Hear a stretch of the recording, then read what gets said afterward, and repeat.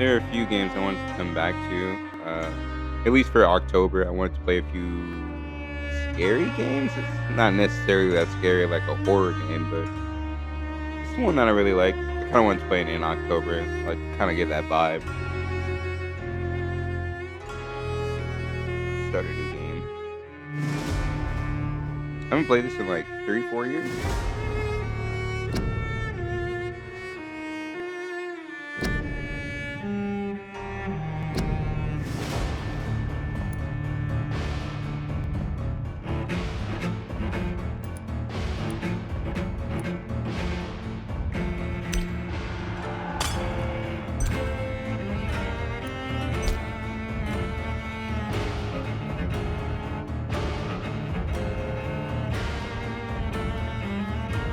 Man, fuck the colors again.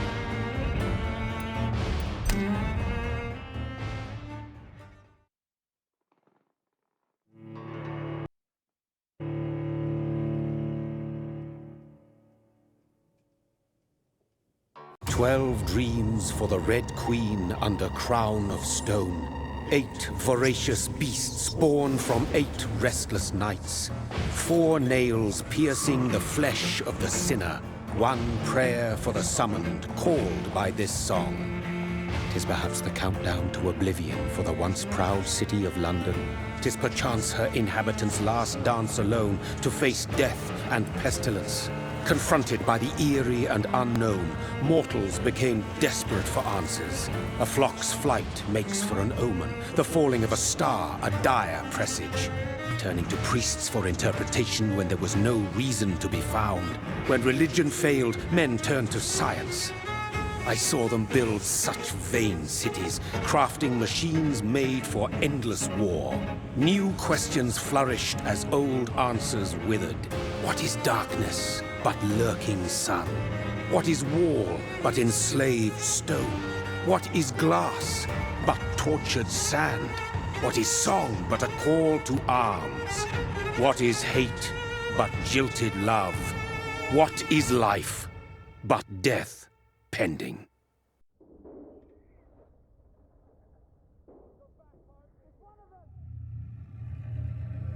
Death. Since the apple was plucked from the sacred tree, mortality was believed to be God's punishment. A righteous snare to keep mankind from ascending to the stars. They were all so wrong. Death is not a wicked thing, nor some holy retribution. A true punishment would be to never know its sweet kiss. Awaken from the harshness and be born once more.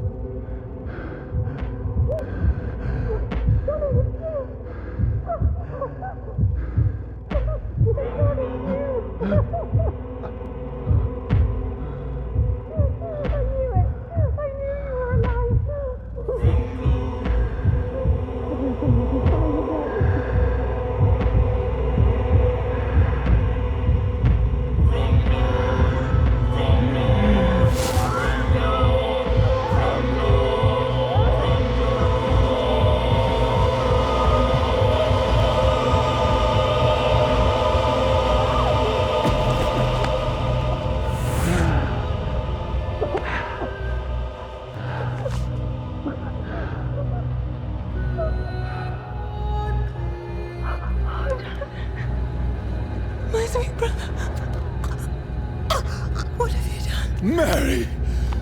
Oh, no! Mary!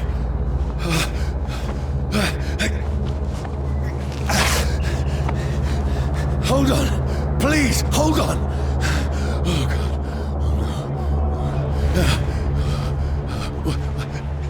Mary. Mary.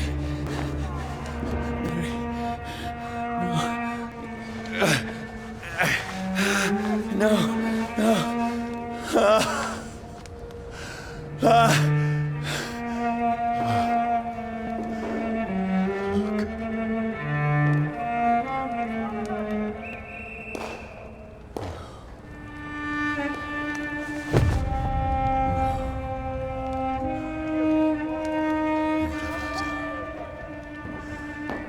This horror.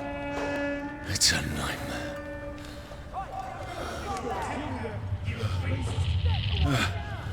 No! Please, a moment, let me explain!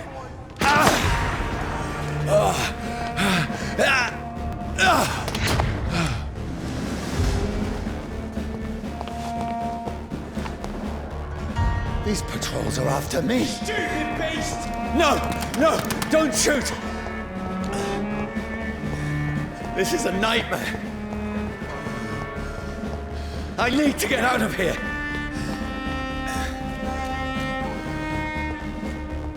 This can't be happening. Over there! There's one of those. There's one of them. No, please, stop! I mean you no harm.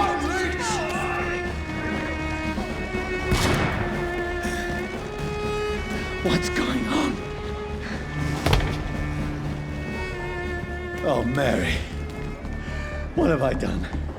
What's all this about? Shit, where'd it go? Now, I can defend myself. Tricky bastards. Kill that thing! Who are you? Stay back! Don't let it out of your sight! Sorry, but you left me no choice.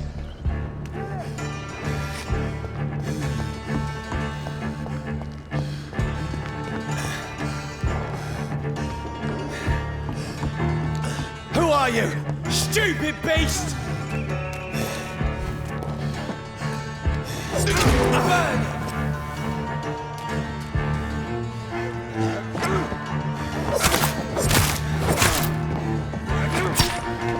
Sorry.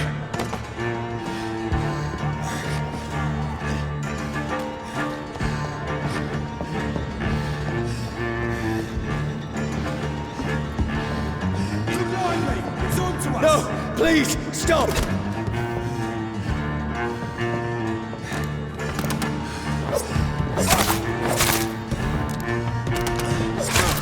Who are you? Oh, cross! What do you want?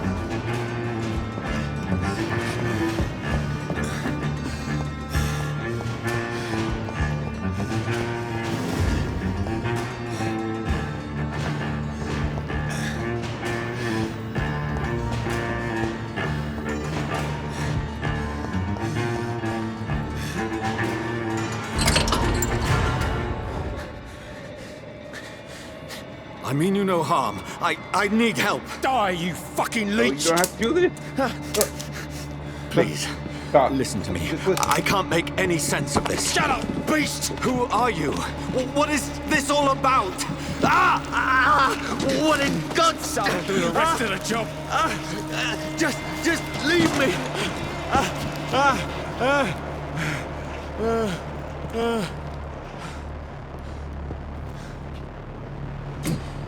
The sun. It feels like it's burning me to the bone. I don't remember how far of a vampire game this was.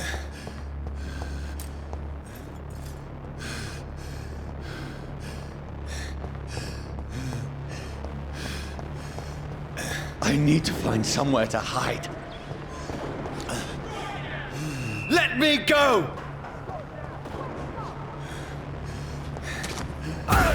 Ow.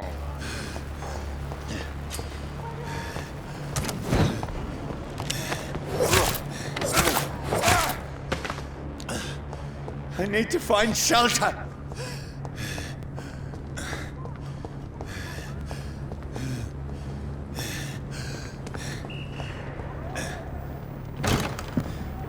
Is anybody there? What is this place?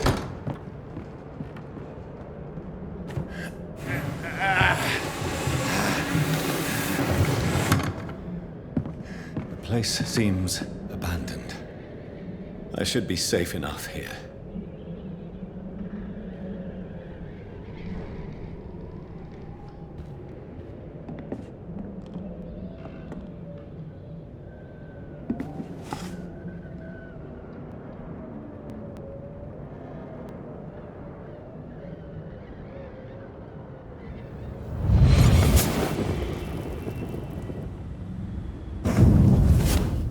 Brother,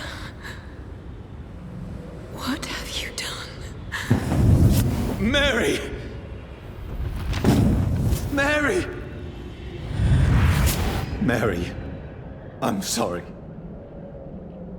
Whoever did this to us, I will find them.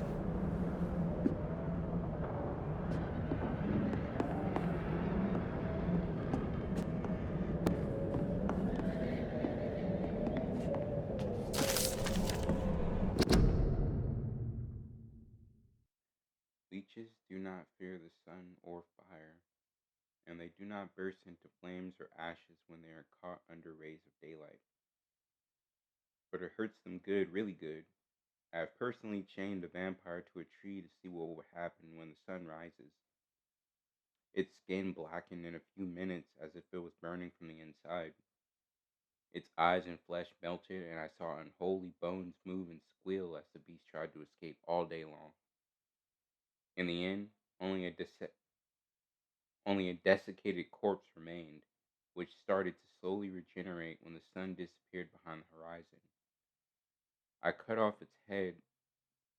I cut its head off to finally destroy it, and when I tried the same test with fire, the bloody leech never came back from the ashes.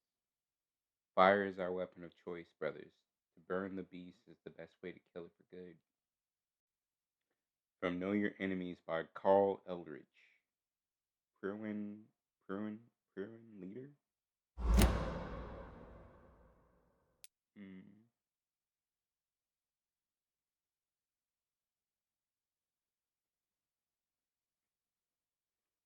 Now, going off of my knowledge of Supernatural TV show and The Witcher, I don't remember every different type of vampire, but from when I last played this game, I kind of remember most of this. Well, not most of it. I kind of remember like the look of some of those different vampires in the game, but I don't really remember too much of the story.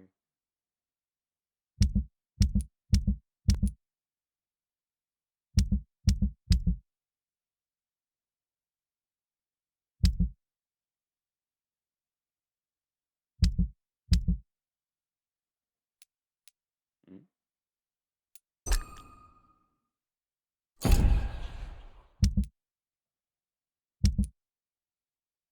Bro, moving through the menu sounds like a heartbeat.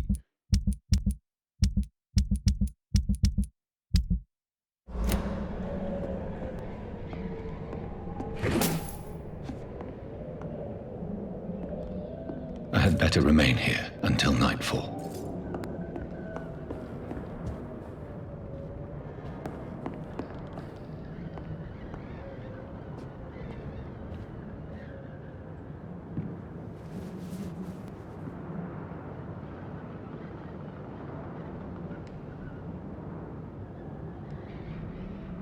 Person looks like they returned.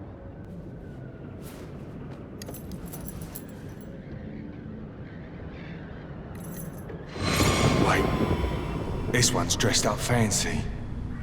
Let's run through his pockets. Picking the dead's pockets? Are you serious? I've still a rent to pay. He's got no more responsibilities. What's this? Gold watch. Beautiful it is. We fancy it and share the takings. I suppose we are undertakers. Now, give him an Eve.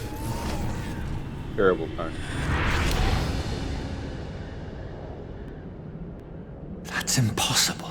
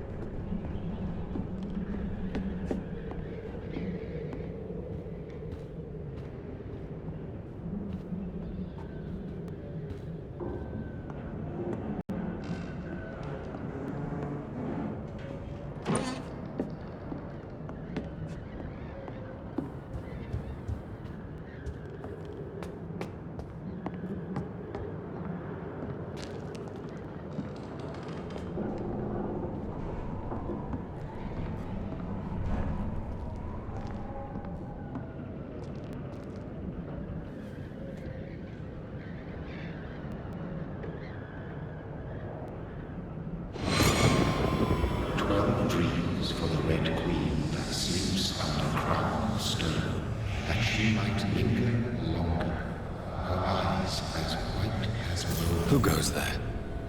A prayer for the summoned by warring song. A child born from darkness must take scent of his path. Who's there? Are you referring to me?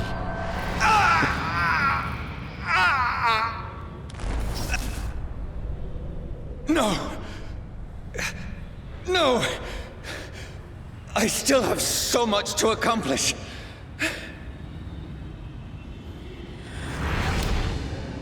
I still have so much left that needs doing.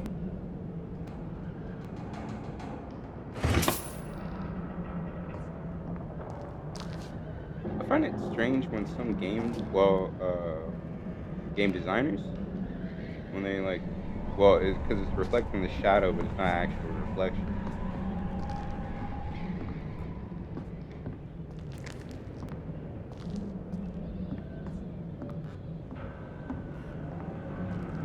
I mean, I don't need that much detail in every game, but I just find it funny sometimes. Sometimes.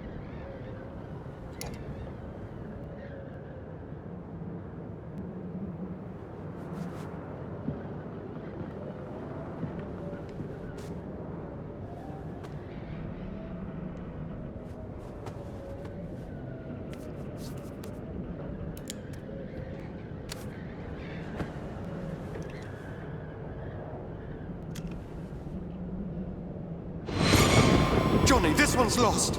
We need to leave. And now! No! There's time. I can save him. That's the enemy coming! The orders are to evacuate the hospital! Done. He'll live. And now what? We fight. Killing is a hell of a lot easier than healing.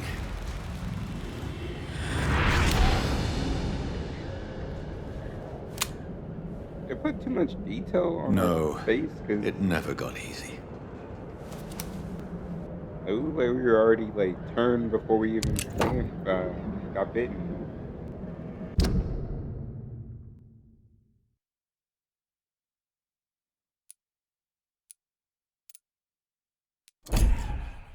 This menu remind me.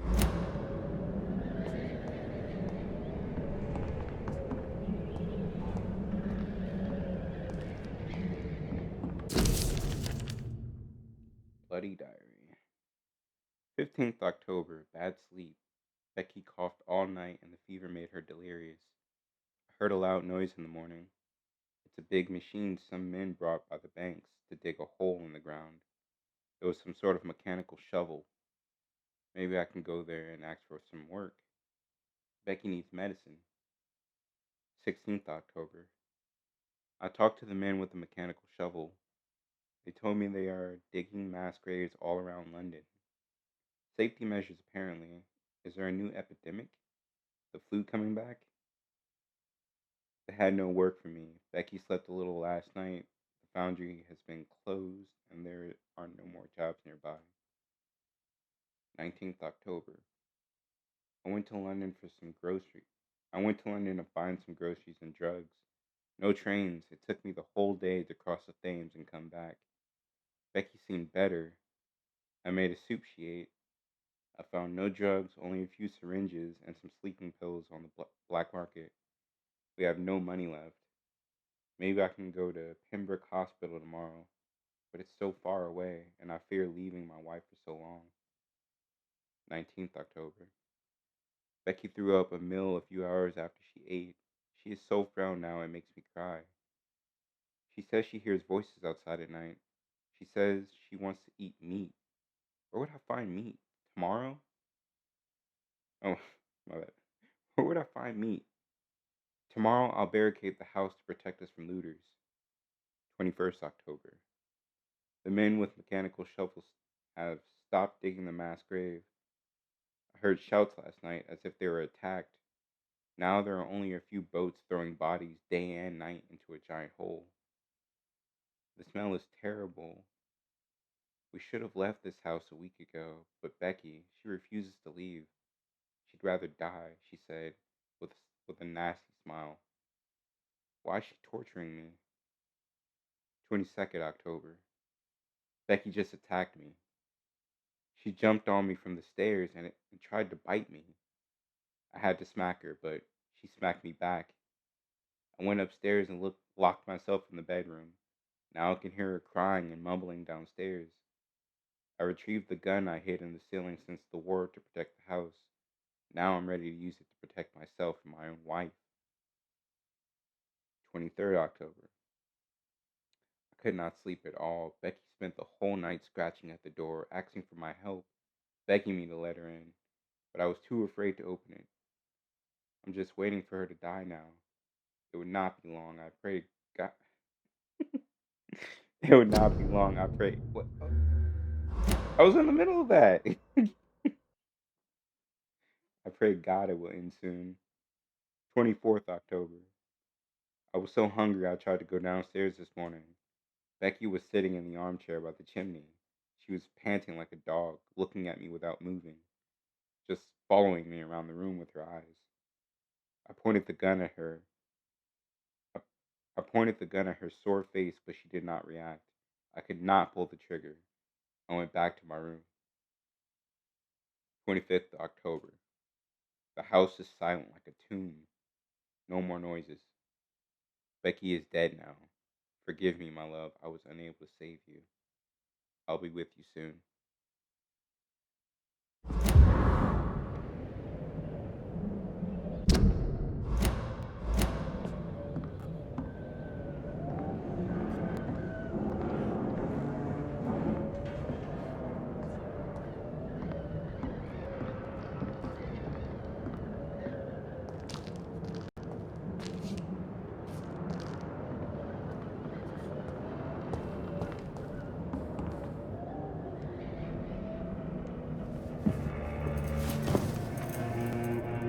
This makes no sense. None of it. No sense at all.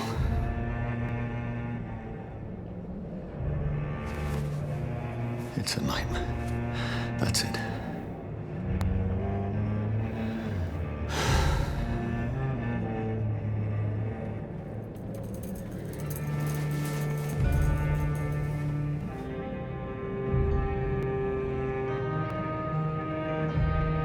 So be it.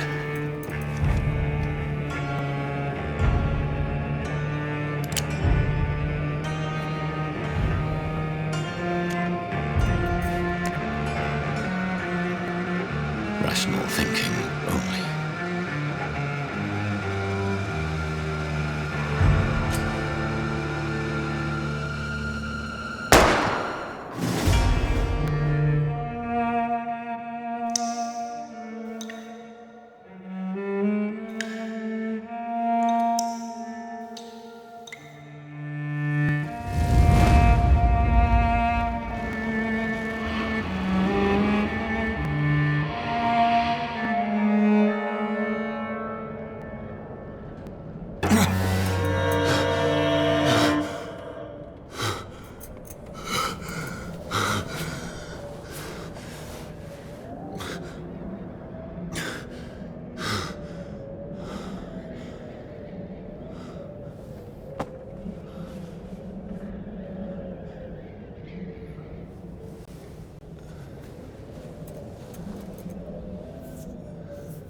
This is absolute madness. I've lost touch with the real. Madness it is, as mad as the moon, who takes blinding sunlight into a glowing reflection. Mm. Hideout beds allow you to evolve and rest, spend experience points to level up, and improve your vampire skills. And by selecting the available skill, autophagy. You drain your own blood to heal normal and aggravated damage instantly. The vampire uses the power of his blood to heal normal and aggravated damage, increasing his flesh, nerve, and bone regeneration. With time, this vampiric ability can be extremely powerful and is sure to surprise any unwary vampire hunter. We think of vampires as immortal, but if you can block their unnatural regenerative capabilities, they are more vulnerable than you think.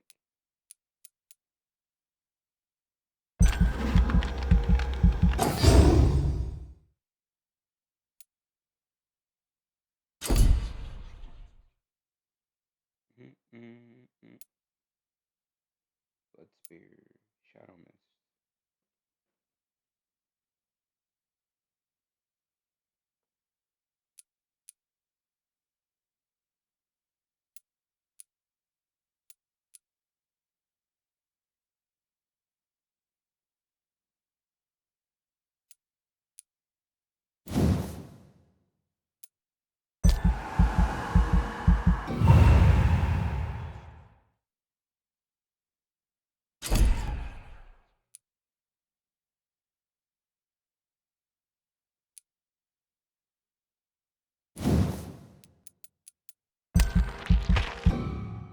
Oh, okay. I couldn't see how much was left.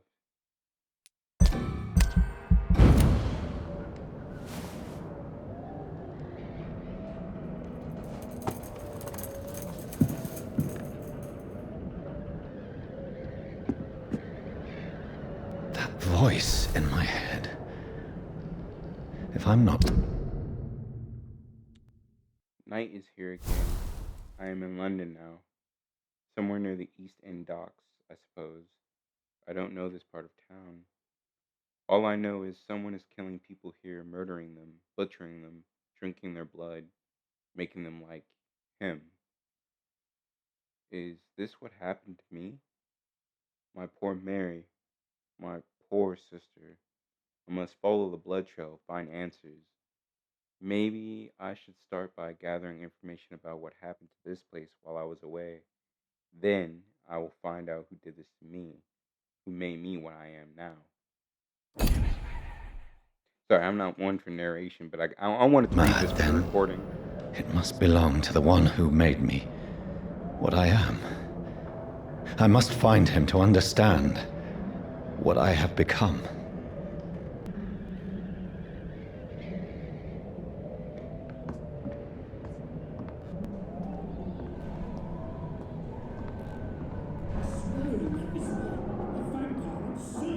It's a vampire red.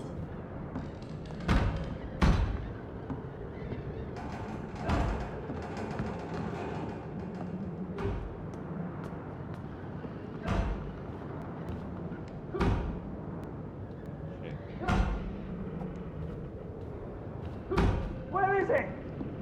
It's closed. These people want me dead. I need to leave now.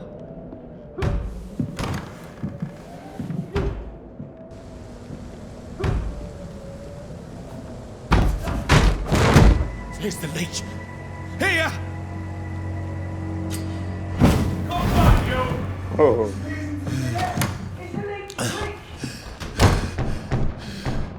My head's spinning.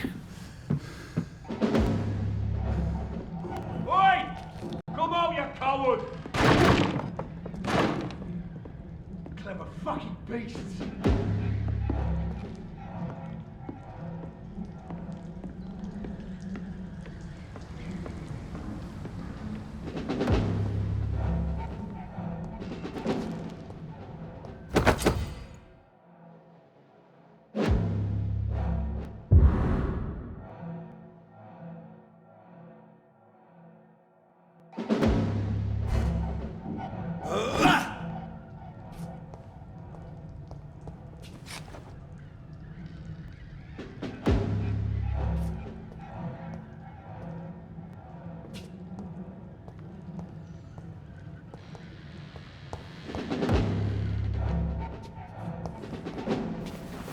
I'm still in Southwark.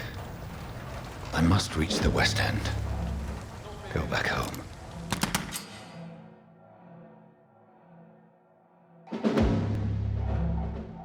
Die, vermin!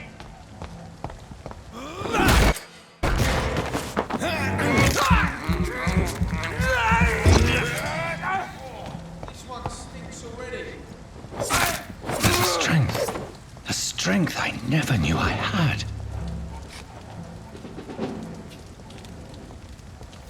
He's dead, all right.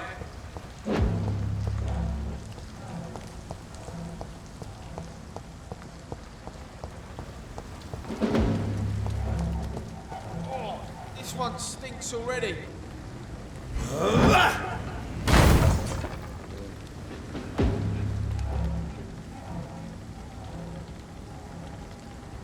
been bitten. A leech! A leech!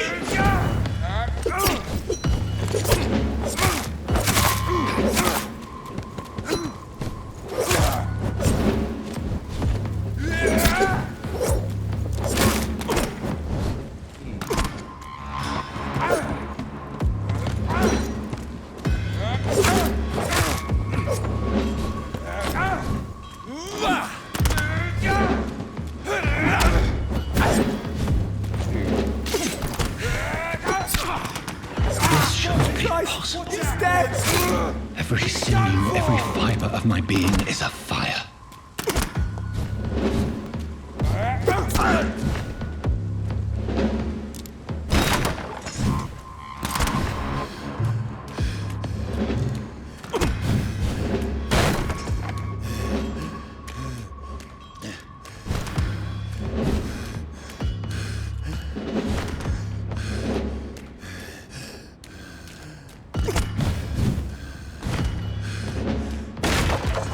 I feel like a child learning the limits of my body. Oh, damn it.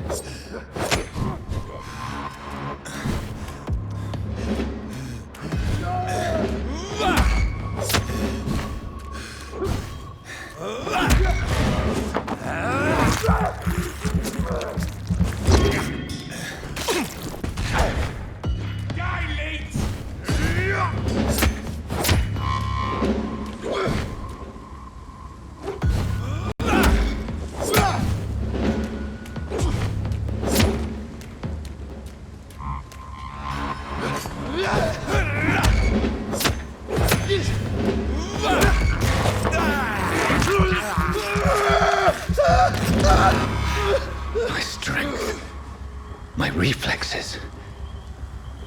I'm not human anymore.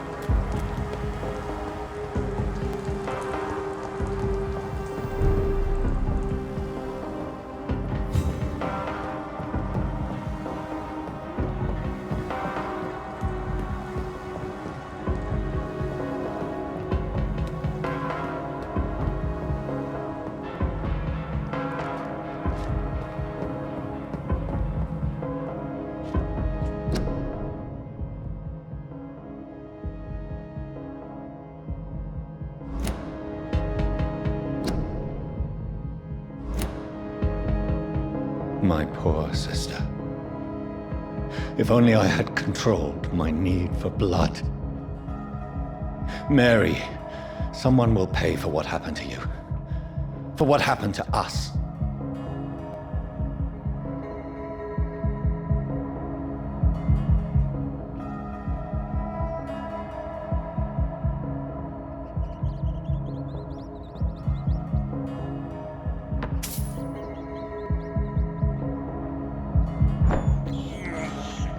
This is despicable.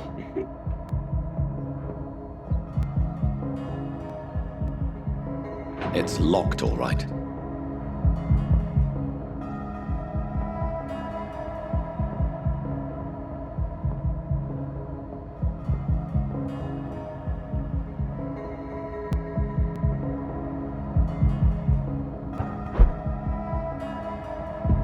I'm moving, it's so crazy. The dizziness from the jump.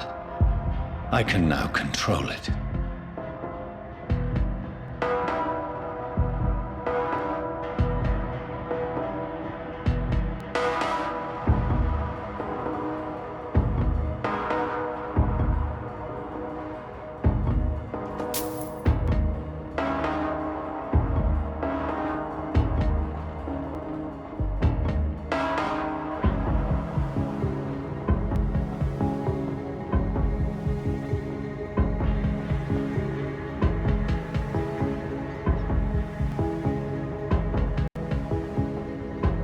What will London have to say to me?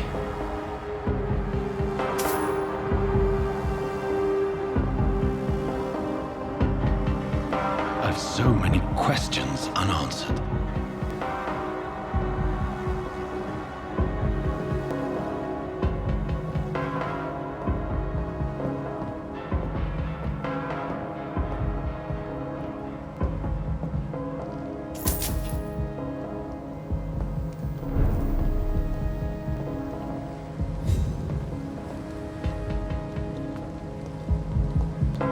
Another corpse. Have the very streets of London become a mausoleum?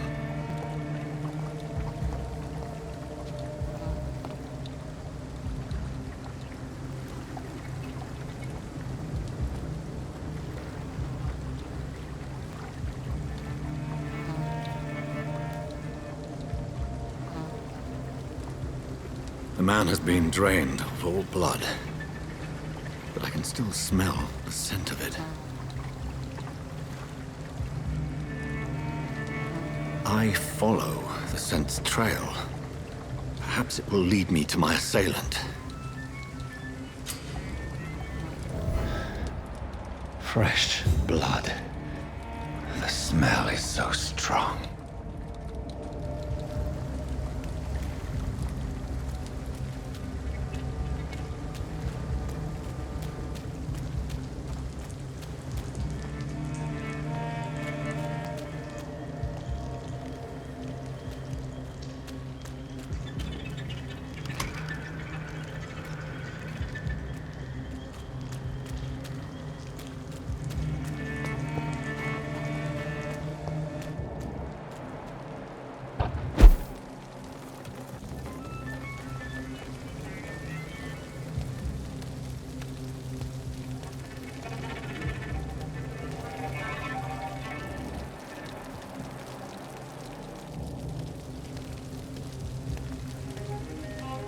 Where has everyone gone?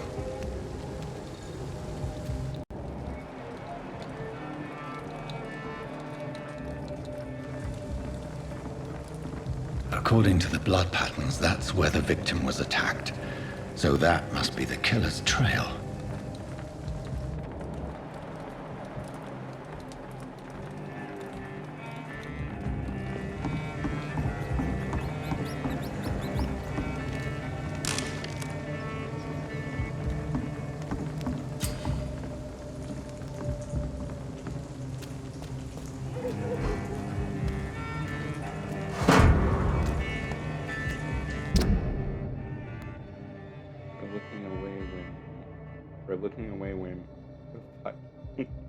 For looking away when they mock my color, I hate myself.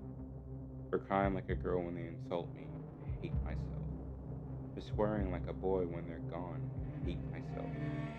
For hating my parents, I hate myself. For smiling when customers call me Sad Brina, I hate myself.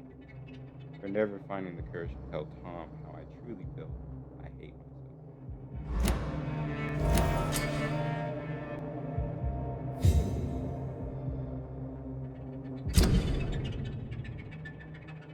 As a vampire, you need human blood to evolve. The blood quality bar indicates the XP you earn if you feed on the citizen. Unlock hints increase the amount of XP.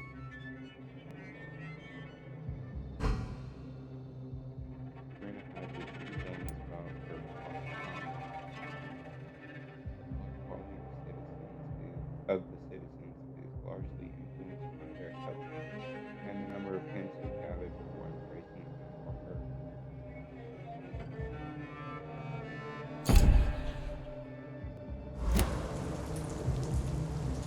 I don't remember how big choice is in this game.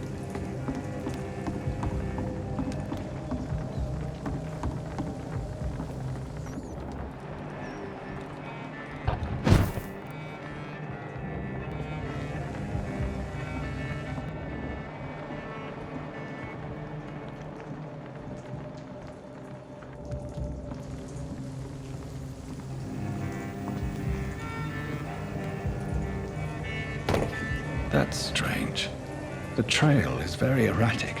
as if the killer was drunk or hesitant.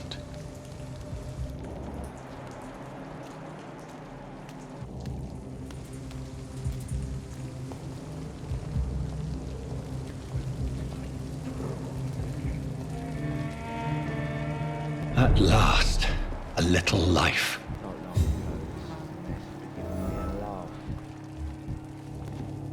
Welcome, sir, to the Turquoise Turtle. Good evening, sir. I wondered if I could ask for your help. Wow, you look like you need a drink. Yes. I apologize for my outfit. It's been a long night. Been there, seen that. Don't worry, things can only get worse. What's going on around here? It's like everybody is hiding. You must be new here. Have you not heard about the murders? Everybody fears the return of the sewer dog. Who is this sewer dog? It's the local bogeyman. Convenient answer for every crime that happened for decades. You murdered someone, blame the sewer dog, eh? You make it sound like it's a fairy tale. People will always believe in monsters. It's easier than accepting their own darkness. We can all be monsters. Has anybody entered the bar recently? Can't say. Sorry. I spent the night making love to that gorgeous bottle, see? This is important, sir. Are you sure no one has come in here in the last few hours? I don't know and I don't care. This is a free country. People still have the right to come and go, don't they? I'll leave you to your bottle then.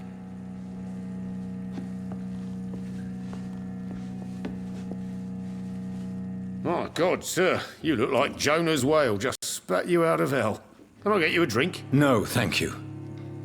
I'm not thirsty. Well, grab a chair and get some rest. This is going to be another long night. Where am I? Where is this place? You're at my bar, sir, the Turquoise Turtle. The last ray of light in this dangerous part of town. So you're open all night? Yep. Figured people might need a place to rest in these dark times. Aren't you scared? Scared of what? All the bad shit happens out on the foggy streets. And I never go outside.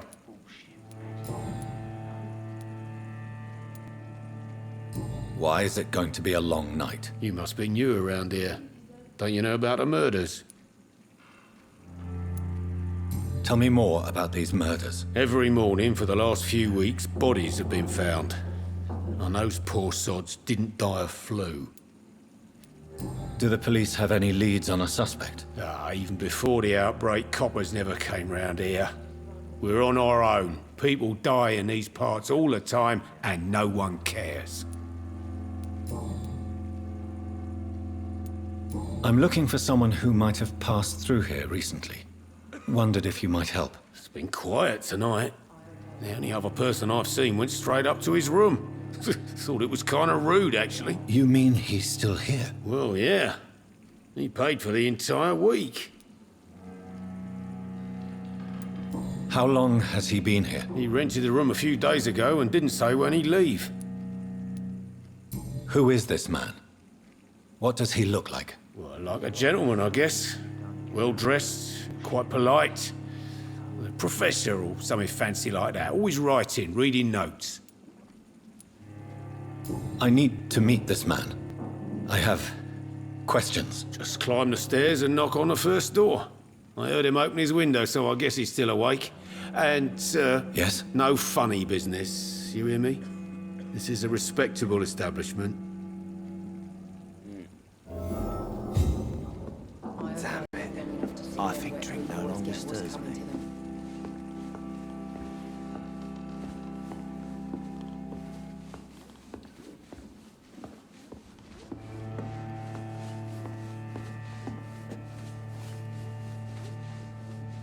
Poor Jack. He didn't deserve this. Not long ago, this was giving me a laugh. Hello, sir. Are you all right? Is there any way I can help you? I don't know. Maybe you could just talk to me. Maybe you prefer to speak with Tom then. He's more agreeable talking to strangers.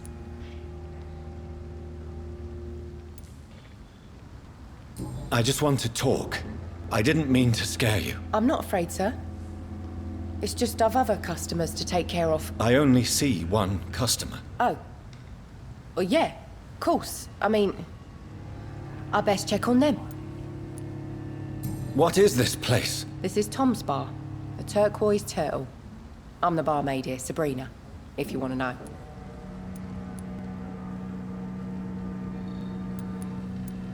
Are you always open this late at night? No, it's only since the epidemic started.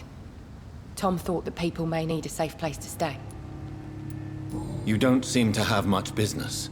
Where is everybody? Well, most people are sleeping right now. And those that are awake tend to avoid going out. What with the murders and all. What's going on around here? Where is everyone? Too many dead, sir. First the epidemic, now all these terrible murders.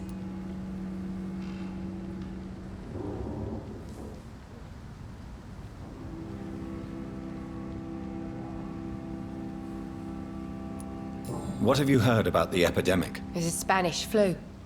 Yeah, killed so many last summer. Thought we'd seen the last of it. Dozens dying every week. Are the authorities doing anything? Nothing. There are so many quarantine zones in London now. It's gotten really hard to travel across town. The murders.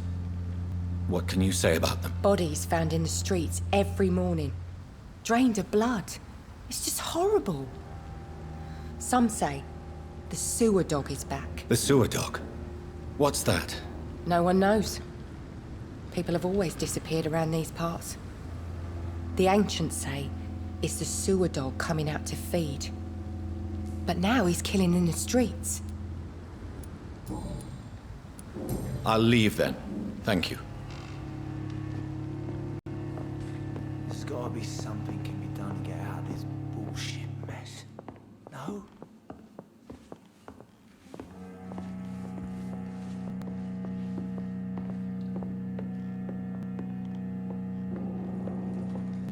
I think I'm losing my It's a mind. good thing you cannot see. This is no place for you.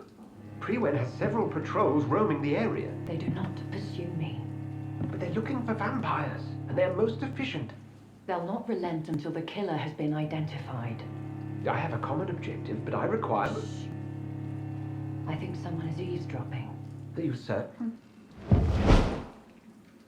You might as well come in, whoever you are. Slowly, vampire! Who are you? I mean you no harm. Saith the vampire. Present yourself! I need a word.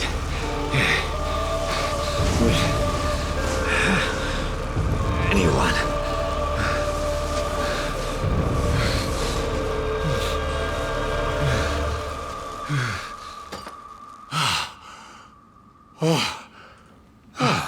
Well, that's something I can do for you.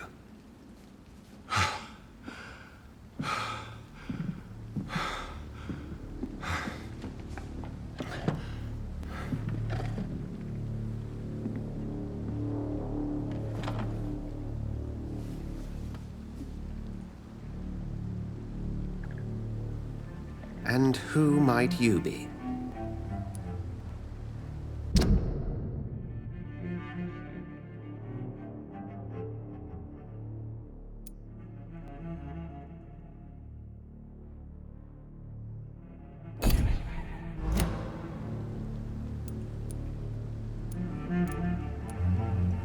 Tell me, who are you? First, tell me what you want. Then I may tell you. That's none of your concern. Sir, you have entered my room in the middle of the night, pale as a corpse and shaking like a tree. So please, indulge me. Someone is molesting people. In fact, killing them. Biting them. The calling card of a vampire. Like you.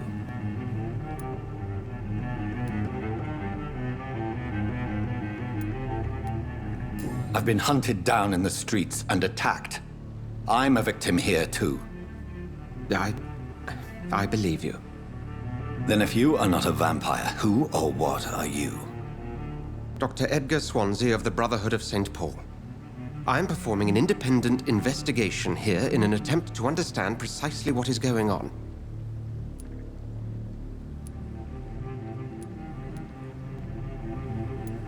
And what exactly is this Brotherhood? Sir, if the name is not familiar to you, then we shall discuss it another time.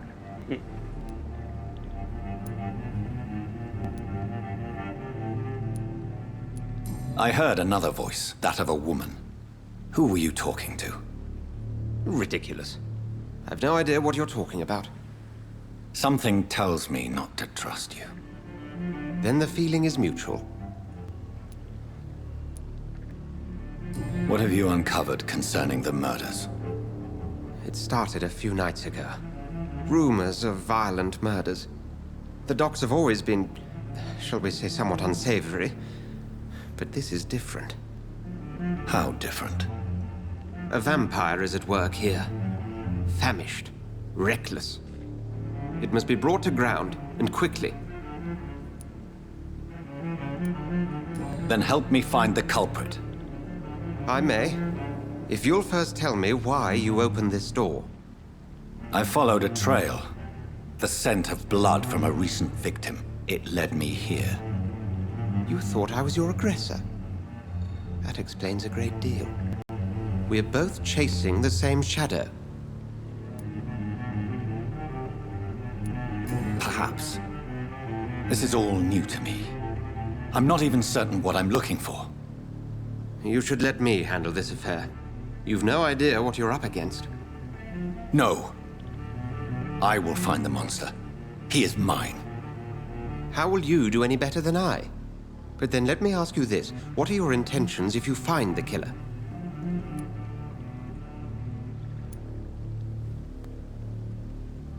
I will at last have the answers to my questions.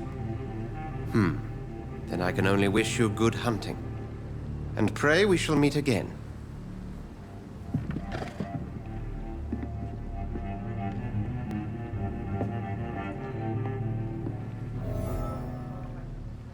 Let's go from this guy right in front of his face.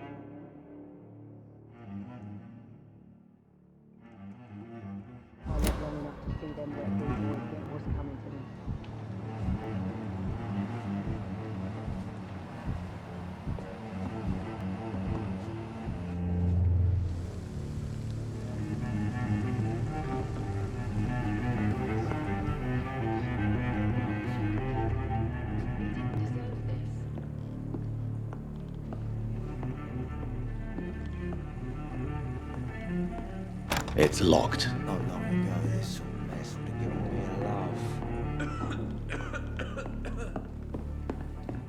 If Swansea is not my attacker, it means somebody else came here tonight. Someone must know something. I think There's I'm gotta losing be my something mind. can be done to get out of this I should just bullshit run as mess. far away from this place as I can. Welcome back. Did you find what you were after? I can't say I have. Are you sure no one else came into your bar before I arrived? Hey, I told you, you were the only other stranger I've had.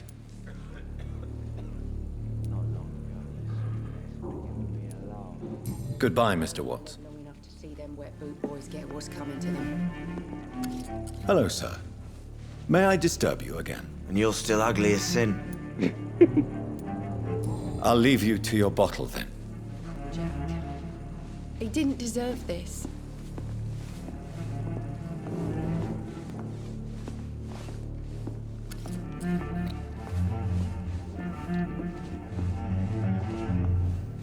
It's a good thing you cannot see me now, Mum.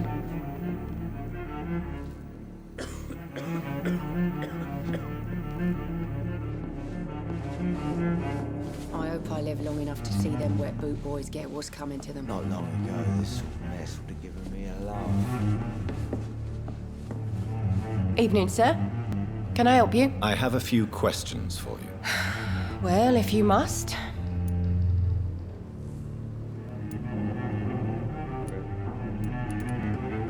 I spoke to Dr. Swansea. He's not the man I'm looking for. Now, I want the truth. The truth? What do you mean? I suspect that someone else was here tonight, and I don't think Tom wants to tell me about it. I'm just the barmaid here, okay? If Tom says you're the only visitor we had, then you're the only visitor we had. I can feel your fear, madam. Please, tell me what's going on. It's Will. William Bishop. He came in here earlier tonight and he... Well, I thought he was going to clock someone.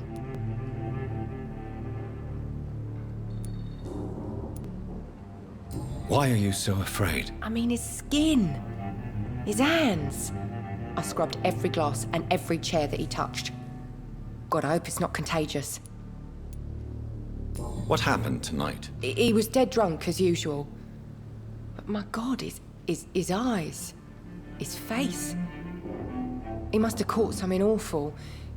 He shouted and cried. It was terrible.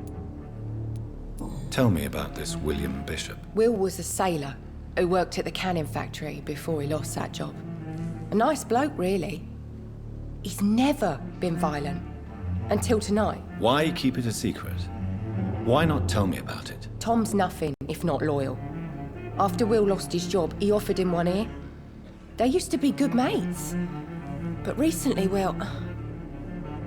Will started to get very aggressive. I see. Thank you for your candor. I'll be sure to talk to Tom.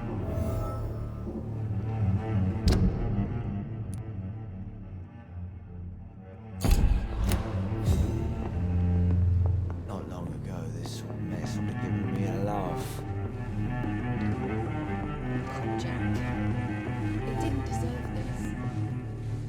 You again. What can I do for you?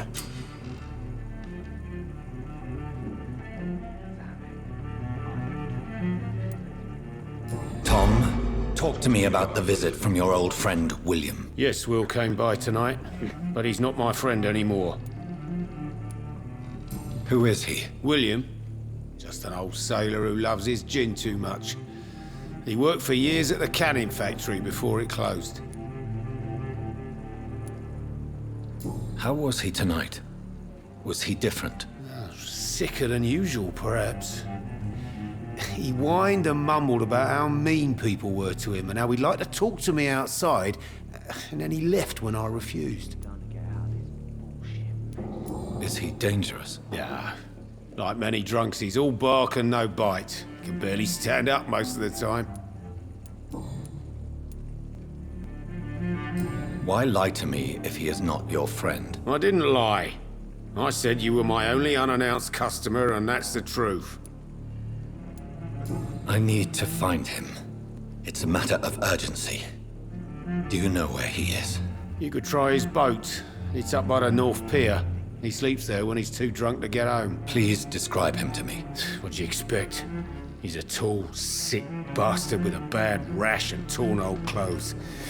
William used to be strong. Now he's a mess. Thank you, Tom. If you see him, tell him I don't want him back here unless he cleans up his act, okay? Damn it. I think drink no longer stirs me. He didn't deserve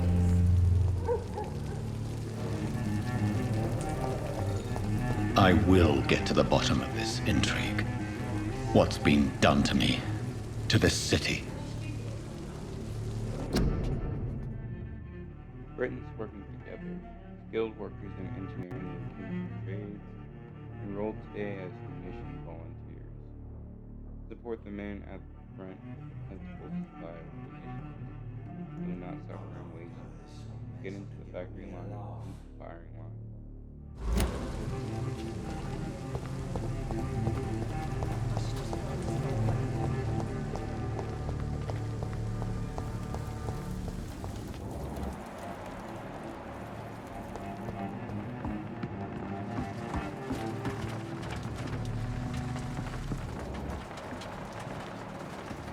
The body is still warm. This man has just been drained of blood.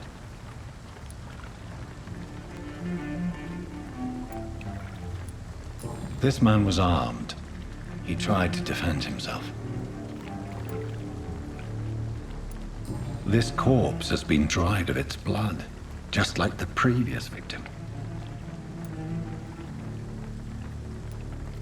Blood and empty gin bottles. This bishop fellow is something of a heavy drinker. What's this? Some sort of note.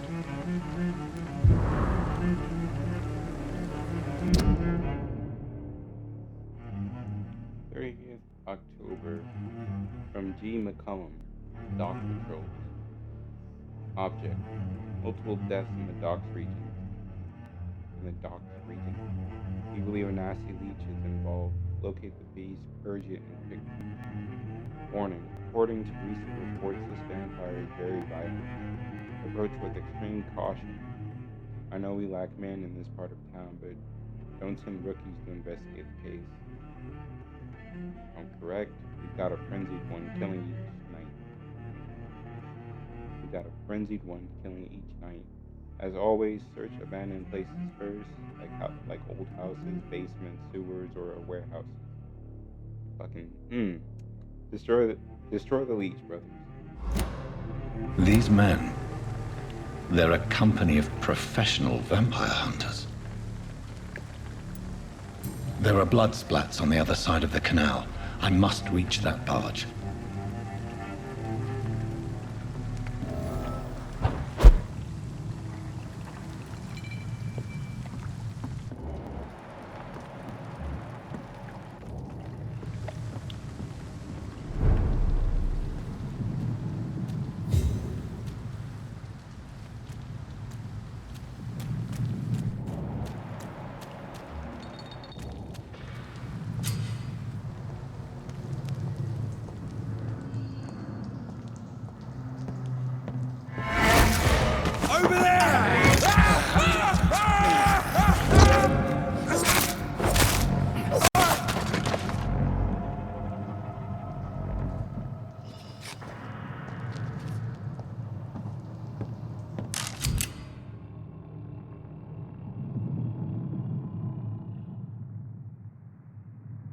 Ammunition crate. Good. I may need a lot of bullets. I feel like I'm back on the front line again.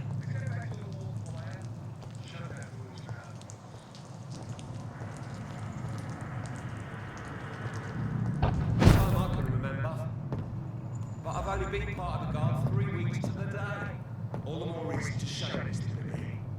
If the man says blood's circulating here, you hold on shot.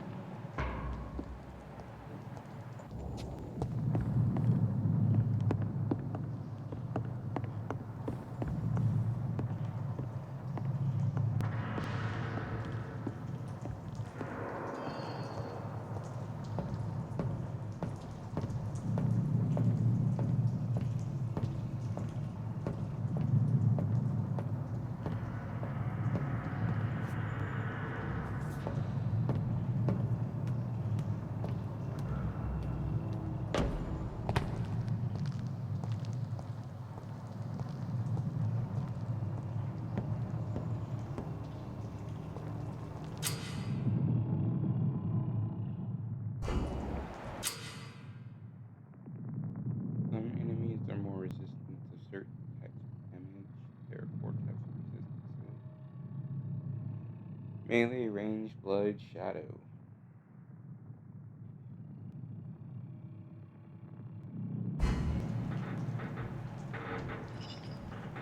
Let's do range and melee. We'll do some range.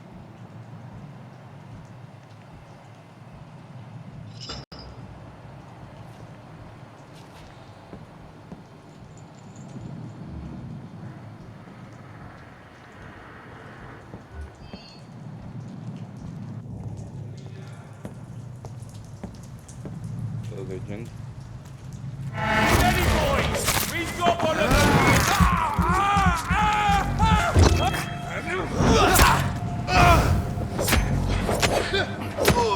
Bloody leech!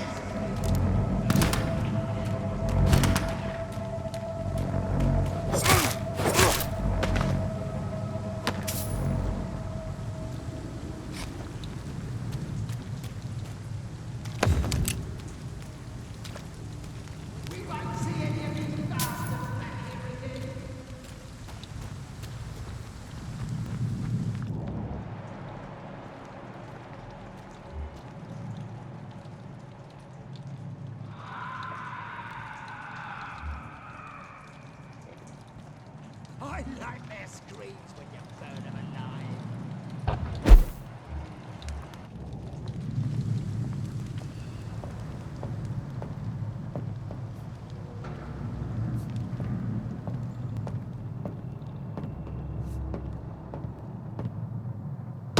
That's this nest of them cleaned out. Crush the leech, boys!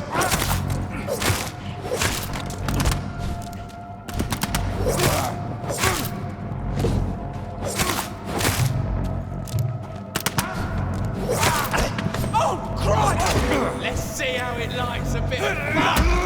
It's dead!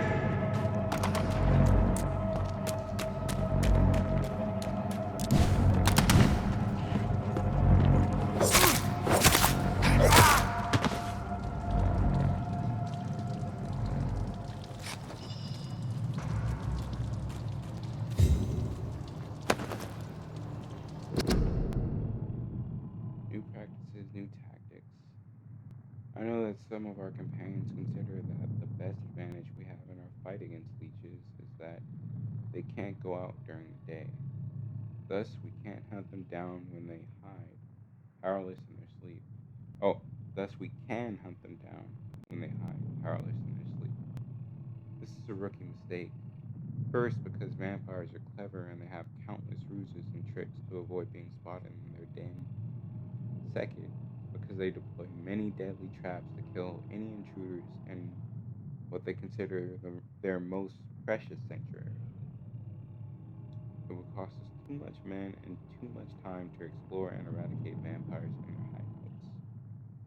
The best tactic is to follow and destroy them when they really are vulnerable, when they hunt at night. It's much easier to attack them then, for then they can. It's much easier to attack them then, for they can easily be spotted.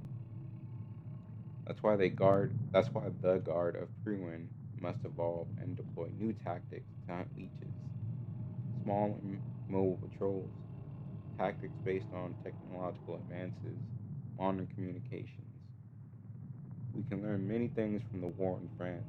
New strategy, new equipment, and new weaponry. Grenades, white phosphorus, ultraviolet bullets, ultraviolet bulletproof vests. Oh wait, ultraviolet light, bulletproof vest, and a flamethrower. It is time for the Guard to embrace the 20th century. From A New War by Jeffrey McCullum, Bruin leader.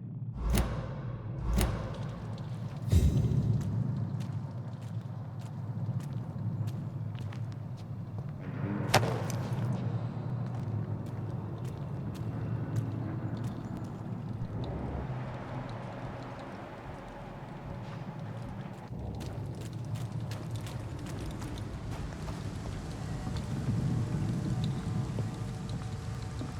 You looking?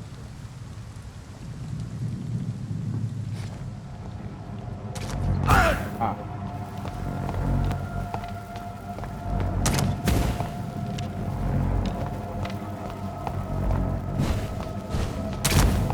That's so garbage.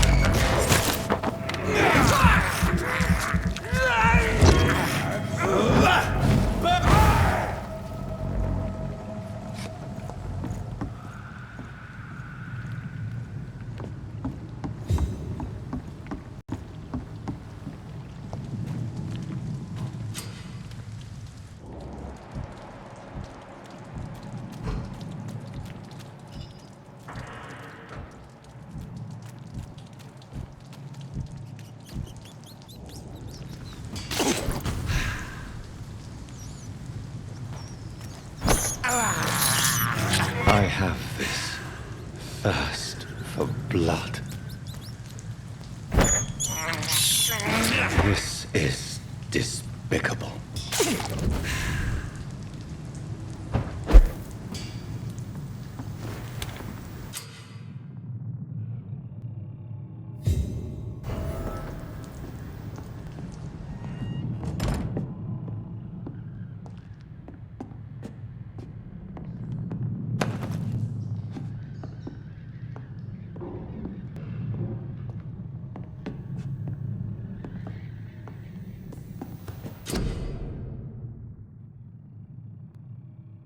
Medical treatments.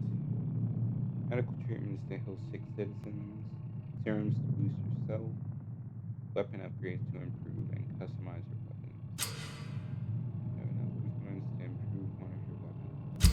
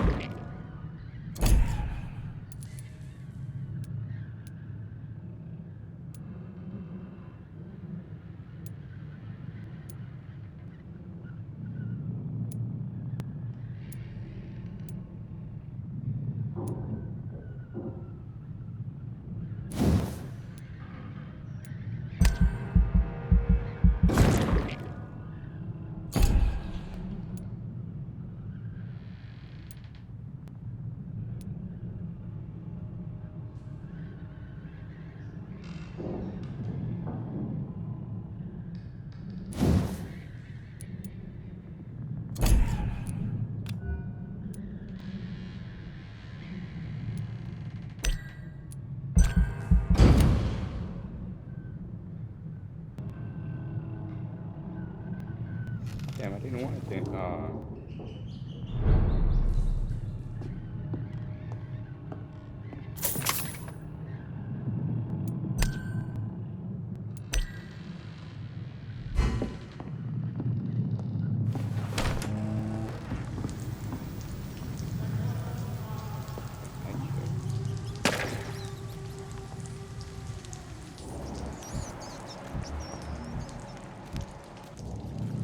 Like Dark Souls enemies come back. That's this nest of them cleaned out. Over there!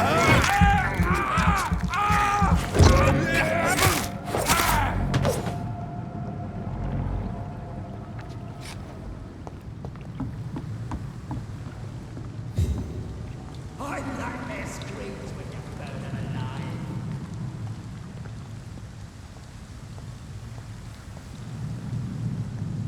Get them weapons ready!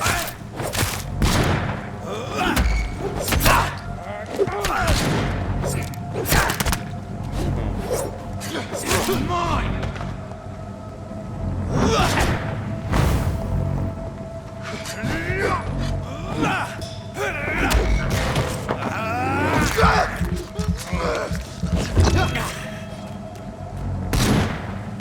I'll kill you!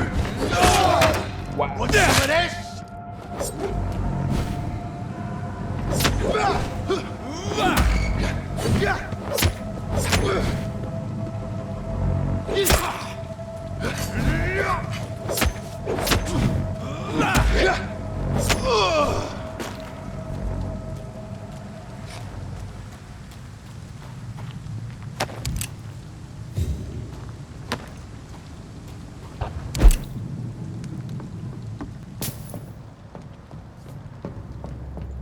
That's this nest of them cleaned out.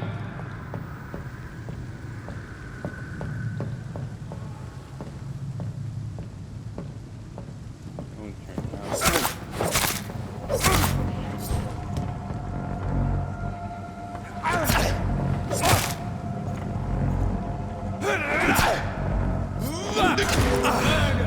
That's what you do with leeches.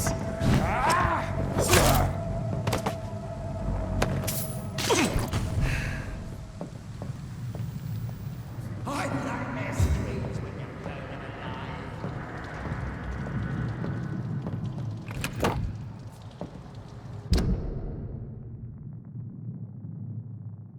Interesting.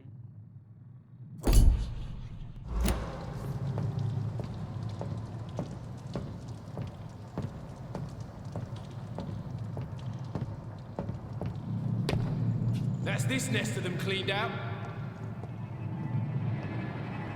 How do you turn around and see me from up there? I Where? like their screams when you burn them alive. Easy does it, boys. We can deal with this vermin.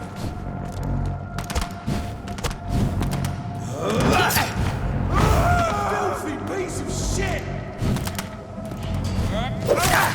Bloody leech!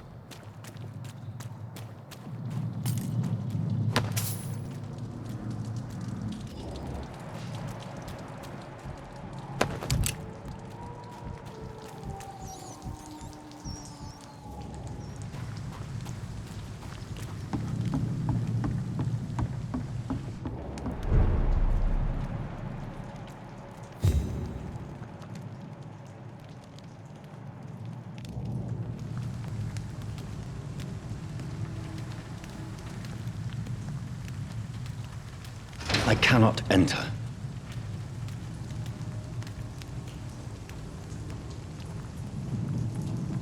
Fresh blood.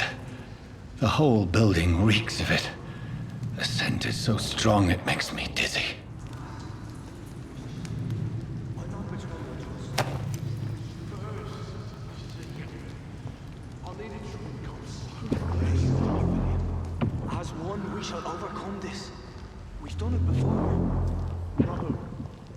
had a drink outside tonight already and it did not quench my thirst.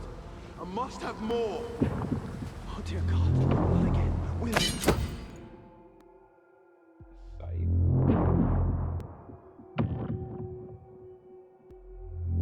Please stop.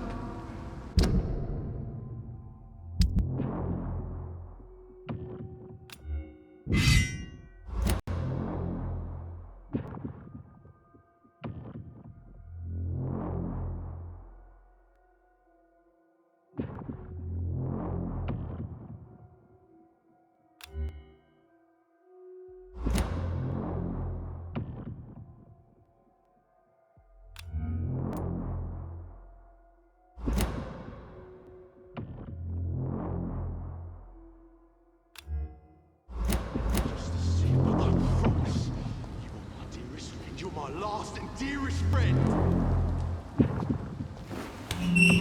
This place reeks of bloodshed.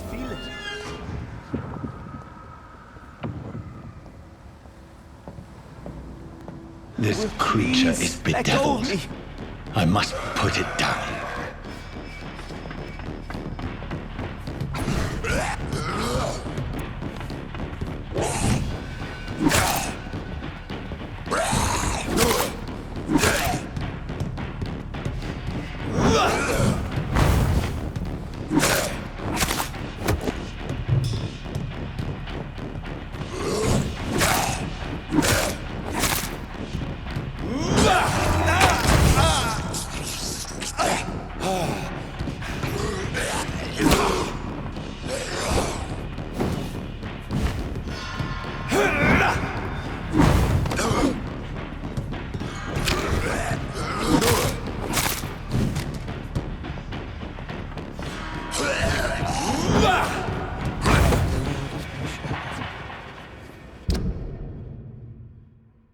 I mean, it's not a boss fight.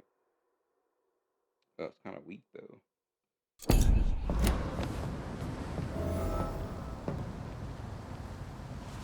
William was an honorable man. I could have saved him. Mr. Hampton, are you in there? I knew him well, another lost soul, a kindred spirit. Sir, listen to the sound of my voice. I'm a doctor. You're suffering from shock. I must return to my flock. They'll stray without me.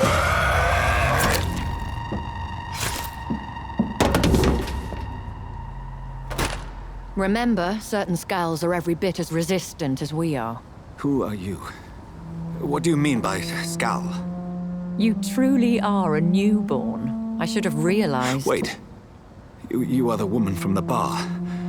Are you like me? Can you help me? I believe, sir, I already have.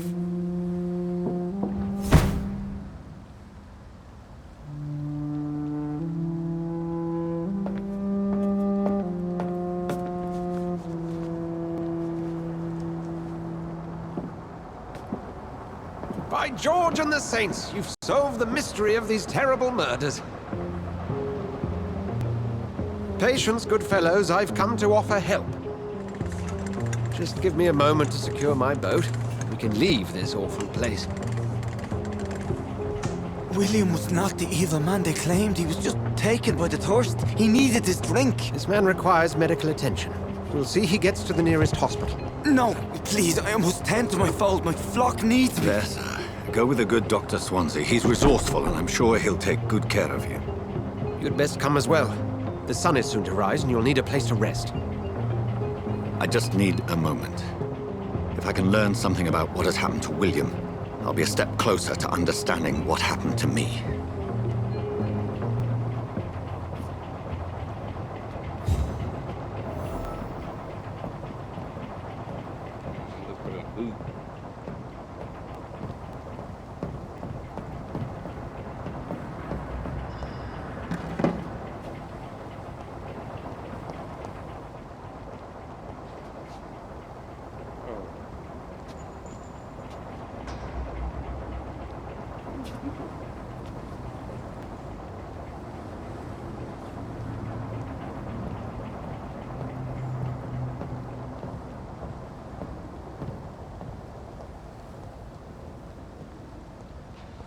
It's locked.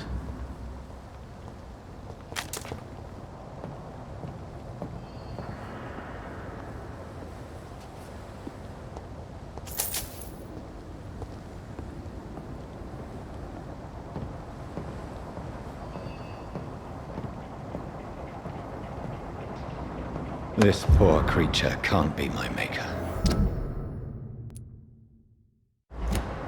Could it be some subspecies of vampire? I must find a place to analyze the blood.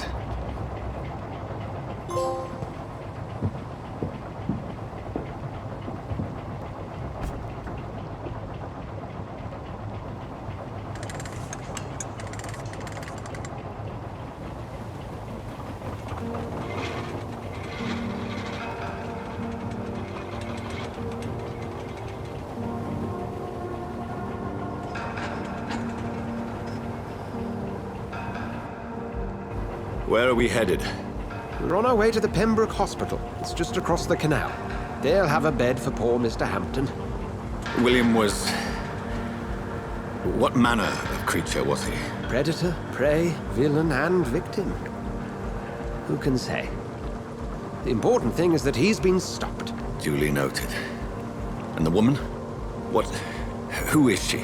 What woman? Oh, don't play me for a fool. You used me to locate that skull.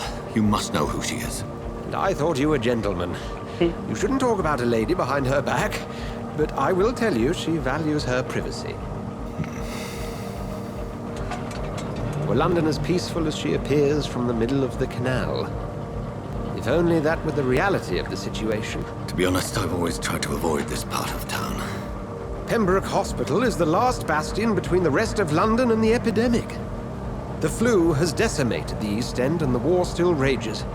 Welcome to the front lines of a plague. This is where you work, Dr. Swansea? I am the administrator of Pembroke Hospital. I thought you were here in service of your mysterious order, the Brotherhood of... Of St. Paul's Stole, yes. But first and foremost, I'm a man of science. A physician, like yourself, Dr. Reed. How do you know who I am? No need for modesty. You are Dr. Jonathan Reed, a surgeon of some caliber and renown, if I'm not mistaken. You are correct, sir. I knew it! I had my suspicions. But when you took the blood sample from the corpse of poor William, I was certain.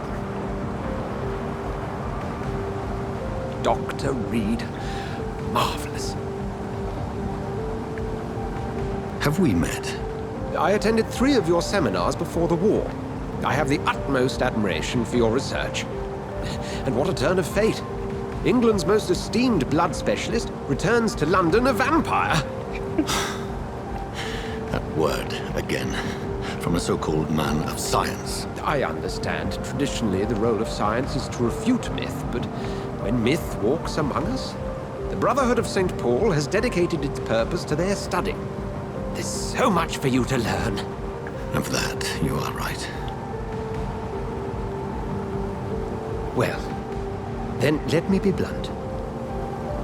Join my staff at Pembroke Hospital. As a physician. I suspect you'll not find a better post of employment to contemplate your predicament. This is sudden. I was returning home to see my sickly mother.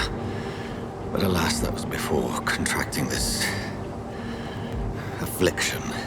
Dr. Reed, take a moment to consider. The post would be for the night shift, providing a good explanation for your absence during daylight hours. You'll be adequately reimbursed, and have a place to hide.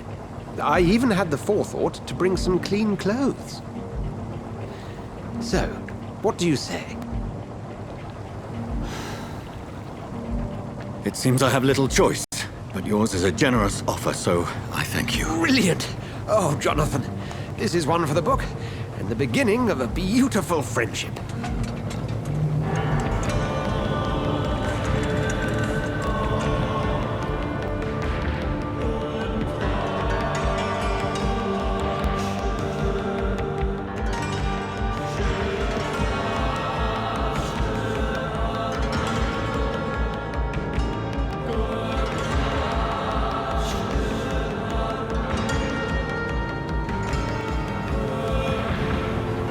Dr. Swansea, thank goodness. I was beginning to be concerned.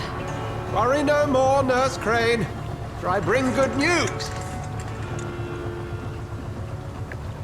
Oh, Doctor, what a night. We lost 2 more patients. Nurse Scow said she couldn't take it anymore and resigned. Yes, well, I'll make a new rota in the morning. In the meantime, find a good bed for Mr. Hampton. Be sure to pay attention to his needs. Of course, Doctor. Oh, and Dorothy? Yes, Doctor? Dr. Reed here has just returned from the front. He served King and Country and will be joining us here at Pembroke.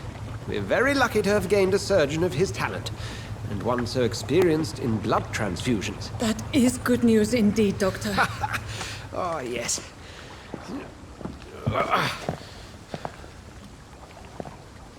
Here at Pembroke, it's not what we have, but what we haven't. It's only thanks to Nurse Crane and the staff that our ship doesn't sink.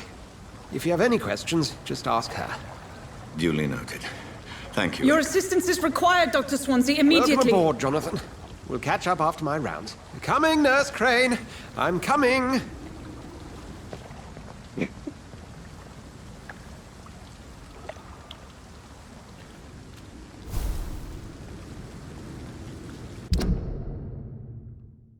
have accepted Dr. Swansea.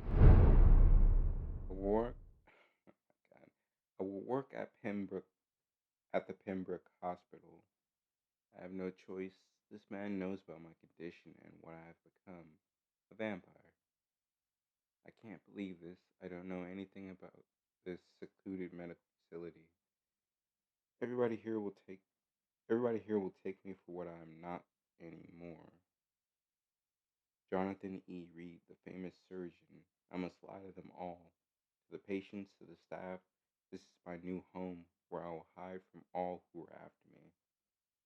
Where I will hide from everyone until I get a better understanding of what's going on.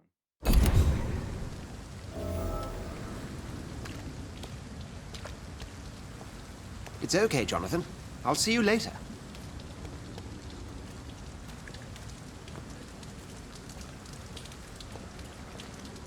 Come on, you bastard! You can do better than that! Nah! It's my turn!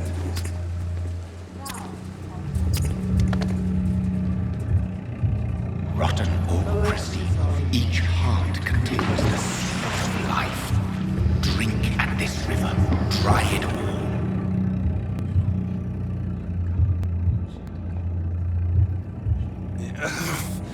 Oh, come on, you bastard! I won't bite. Sir, please. You've lost too much blood. Calm yourself. You think I didn't notice?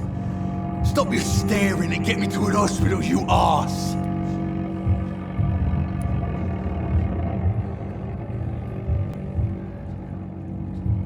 Insulting a good Samaritan. Not exactly the way to get rescued. Alright, sorry. I am in pain here. My guts are spilling out onto the street and you're yabbering on. Yes. That's a very nasty wound you've got there. Take my word, I am a doctor. Dr. Jonathan Reed. Name's Clay Cox. I'd appreciate you helping me to a better place, Doc. Follow me, Mr. Cox. Let me assist you to that better place.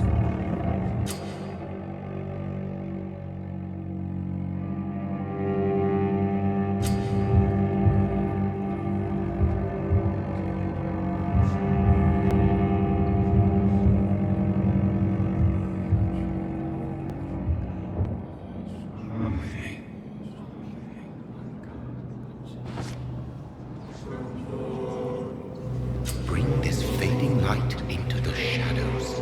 Dance with him the dance of life and death.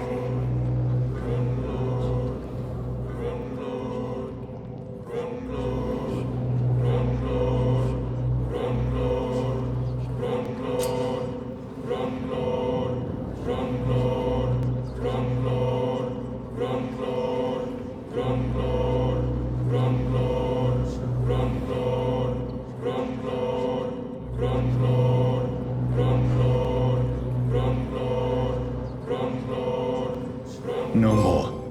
Not tonight. Not like this. I will not take another life.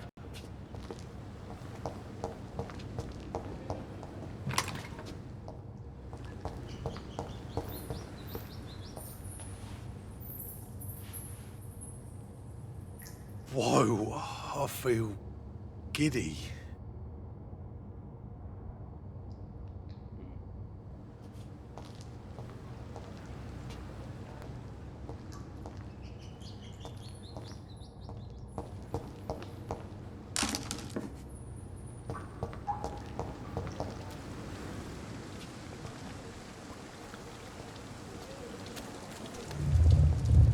It is wise for the huntsman to sometimes let his prey go, but no famished hunter can run for long.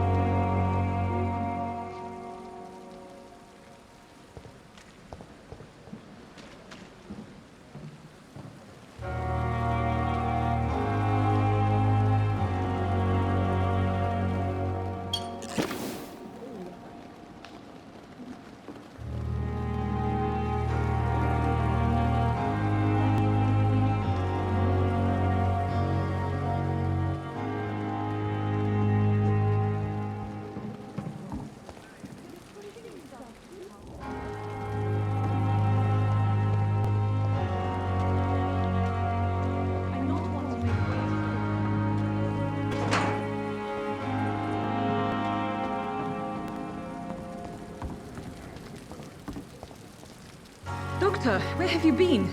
I've little time to play hide and seek with new staff members, no matter how illustrious they may be. I found a wounded man by the docks. He answers to the name of Clay Cox. He requires urgent medical attention. Already making the rounds? That's the Pembroke spirit. I'll ask our porter, Milton, to bring him back immediately. Thank you, nurse. What can I do for you? Dr. Swansea insisted we provide you a quiet office. You'll find it on the second floor with your name on the door. Thank you.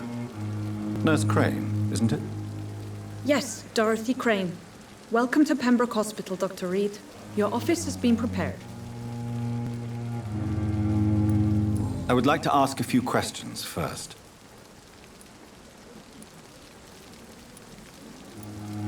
What kind of man is Dr. Swansea? Well, you accepted the job from him. I thought you would have known about your employer. It's right to assume Dr. Swansea knows far more about me than I do about him. You'll get to know him soon enough, and better than me. The administrator has better things to do than mix with us. Apologies, I've only just met him the once. This is sudden. I've only just returned to England. Dr. Swansea is a brilliant surgeon and the most compassionate physician.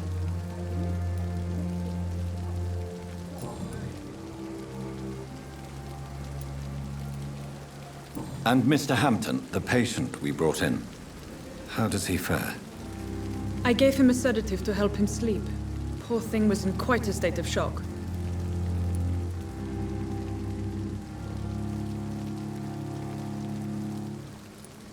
If you could point me in the direction of my room again, nurse. Second floor of the hospital, left after the stairs. It's the last vacant office at the end of the corridor. Thank you, Nurse Crane.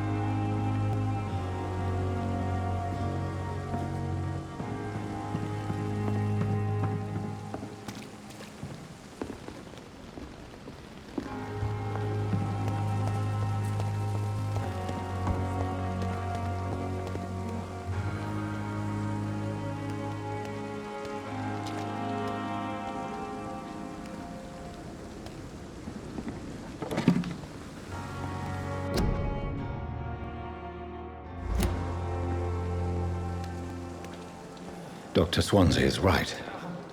This place seems perfect to conduct my research. Good evening, miss. I'm Dr. Reed, the new surgeon at the Pembroke Hospital. And who are you? Your name has no meaning to me, mortal. You're nothing but dust blown by the winds of eternity. I beg your pardon? What are you begging for, mortal? My clemency? Well, tonight maybe I'm inclined to mercy. You'll never forget the night you met Thelma Howcroft. You keep calling me mortal. Why is that? And if I'm mortal, what are you? Well, Dr. Reed, if you must know, I'm a vampire.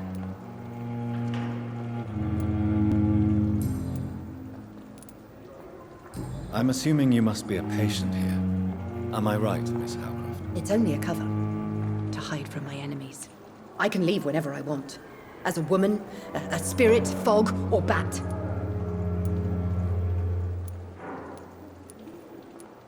Who are these enemies you mentioned? Can you describe them? I cannot say for sure. But I sense their eyes on me from nearby. I feel them watching me every time I visit the garden near the morgue.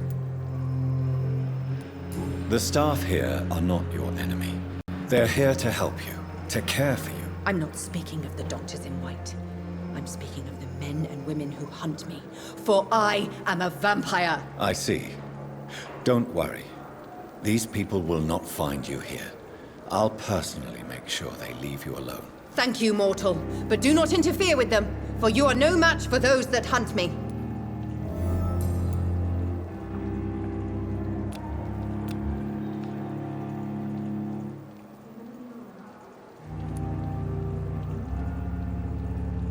And why do you believe you're a vampire? I don't need to believe anything. It is what I am. It is what I feel within this hollow shell of flesh.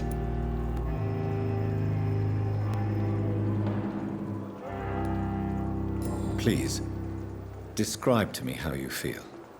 What is it like to be a vampire? I can hear my body crumble from the inside as my flesh cracks and fades. I sense the last pulse of postulant blood within my drying veins. I need new blood. I see. Have you ever heard of Cotard's syndrome, Miss Howcroft? Never. It's a mental illness discovered by a French neurologist named Jules Cotard. The affected patients are delusional. They believe that they are putrefying, that they are dead, a ghost or a ghoul, or in your case, a vampire. Delusional, you say? Oh, sad and petty mortal.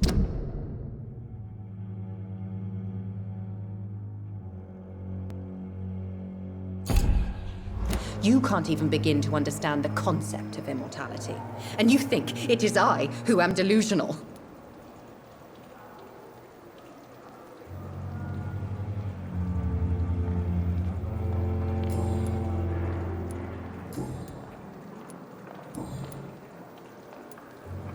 Who are you really, Miss Howcroft? I mean, apart from being a vampire. Is that not enough for you, puny mortal? What do you require? Proof of my powers? I'm curious to know who you were before becoming a vampire. It was such a long time ago, I don't remember. Centuries of unholy life can have strange effects on one's minds, you see?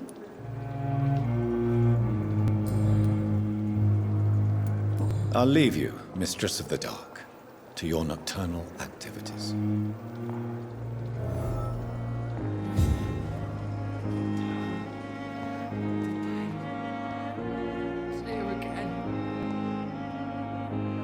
Good evening, nurse. Good evening, Doctor.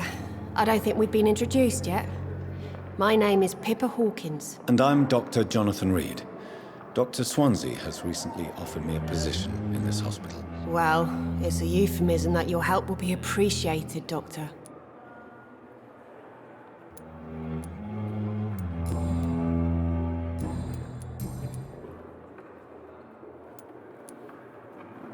How is the Pembroke staff coping with the epidemic? Well, not well. Milton, the ambulance driver, is even more grumpy than usual, especially concerning doctors.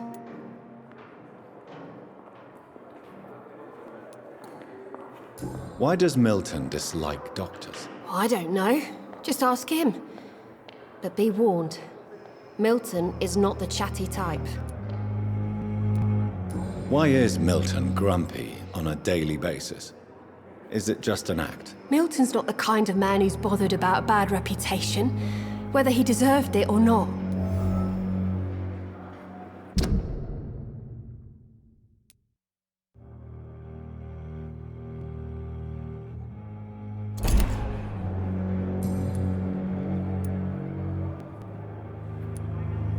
How long have you been a nurse? Or long enough to see that the epidemic is winning.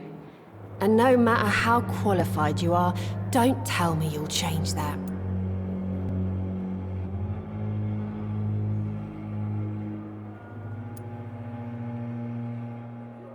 I don't like your attitude, Nurse Hawkins. Pessimism can be as lethal as the epidemic in times like these. Sorry, Doctor. I don't want to sound bitter, but I'm just too tired to give a pep talk like Nurse Brannigan. How would you describe the situation at the Pembroke Hospital? It's serious. The flu is wreaking havoc amongst the staff and patients. We are running out of everything.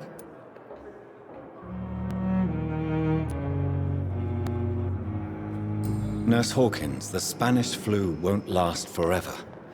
Even the Black Plague didn't kill everyone. I wish I could believe you. But what if this epidemic was worse? What if in the end, nobody was spared? You must get a hold of yourself, Nurse. Sorry, I'm exhausted. No one has any idea when this epidemic will be over.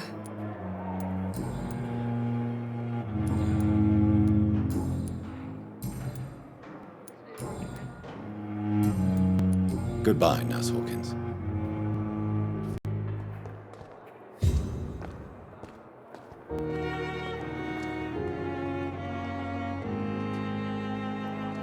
Good evening, sir. Can I help you? Unless you're here to fix my face. No. I don't think you can help me. I'm Dr. Reed. I've recently taken the position of head surgeon here. War injuries, am I right? You guessed right, Doctor. German shell took my pretty little mug right off. But they still call me Thomas Elwood. How is your stay with us, Mr. Elwood? Oh, it's bliss. I just escaped death in the trenches to be surrounded again by the moans of the dying. Can I ask you precisely why you're a patient here? It's the pain, sir. The drugs don't work. It just hurts under the scars, if you get my drift. Who is treating you? Is someone in particular looking after your case? Nobody since the old and tired doctor spoke to me. Started to think I was forgotten about. Wouldn't blame you. You don't seem worried by that. My face hurts so much more when I smile or cry. I've learned it's easier not to speak. But be assured I'm smiling inside. Can I do anything for your pain? Nurses gave me a bunch of pills. No effect. Told you. It's like the flames are under my skin, burning away.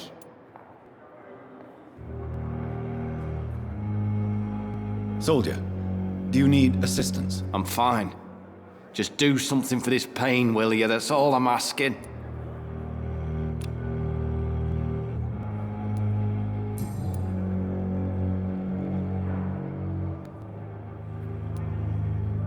Where were you stationed, sir?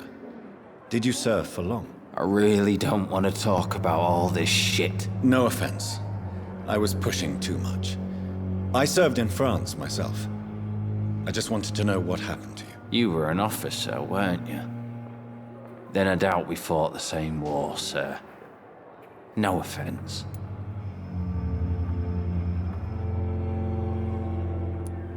How close are you to Miss Hawcroft? Are you aware that she thinks she is a vampire? To wait for her next nibble is the best reason to stay here. Every time she approaches my bed, she treats me like something tasty. A normal person. Aren't you afraid? She may hurt you if the game goes too far. She's quite harmless, I can assure you. Her head's broken inside is all. while I'm busted on the outside. But she's still beautiful. Living proof that there's hope for me.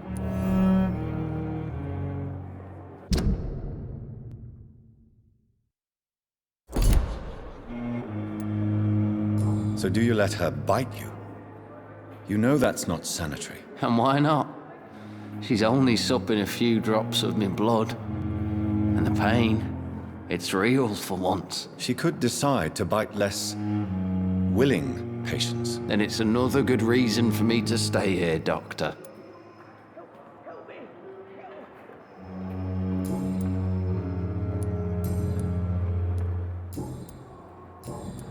Goodbye for now, Mr. Elwood. Damn. The pain. It's here again.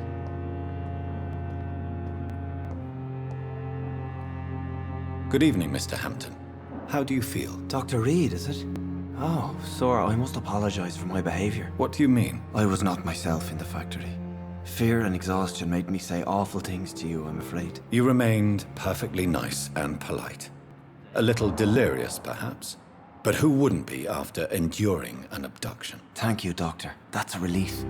Now all I need to do is rest and return to my flock.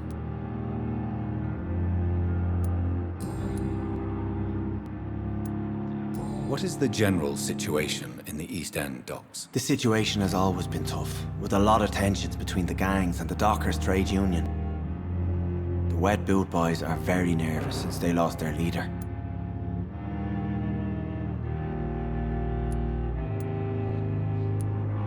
Who leads the gang now? Since Clay Cox went missing, it's his wife Edwina who runs the show, with the assistance of her minion, Booth Digby. Has the gang been threatening you? Ah, no. I've had this nickname for so long, you know, the sad saint of the East End. No one dares to bug a saint, not even criminals. Who leads the gang now? Since Clay Cox went missing, it's his wife Edwina who runs the show, with the assistance of her minion, Booth Digby.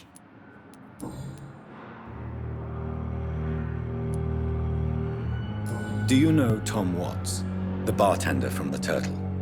I met him before I found you in the canning factory. Tom? Yes, of course. Always the helping hand, good old Tom. Without men like him, corruption and despair would have wiped out the East End long ago.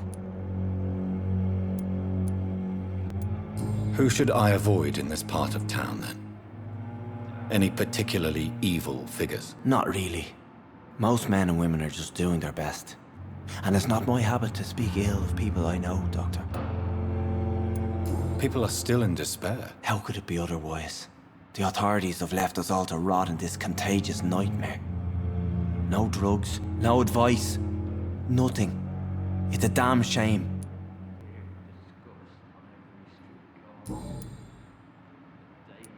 How did you end up in William Bishop's den? I had received alarming news about his recent behavior.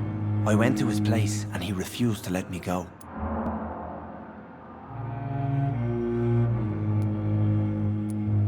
You dared to enter this awful place alone. You're a hero, Mr. Hampton. Or a fool. I'm just a man trying to help his friends, Dr. Reed. William Bishop was a conflicted soul, searching for light. Why did he abduct you? William was an alcoholic. His addiction suddenly changed to blood. I don't know why. Just like a patient I met here. This Miss Hawcroft.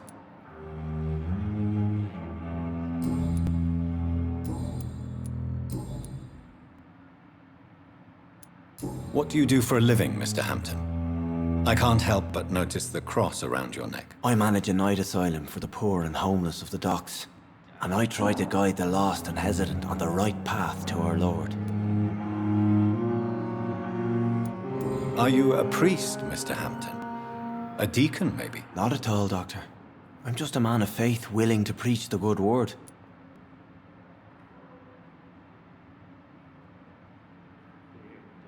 Why didn't you use your cross against William Bishop? To repel him somehow? That's a very strange question, Doctor. A cross is no magical token, if that's what you were trying to say. Not mine, anyway.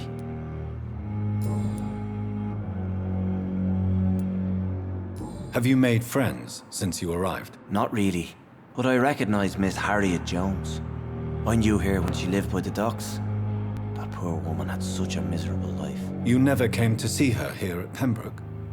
Receiving visits when sick can be an important part of the healing process, you know. We're not just bodies. You're preaching to the converted now, Doctor. To be truly honest, I thought she was dead. She left the docks many months ago. How do you feel, Mr. Hampton? Medically speaking, I mean. I feel exhausted. Beyond exhaustion, actually. William drank so much of my blood in his madness. I feel empty. You're in good hands here.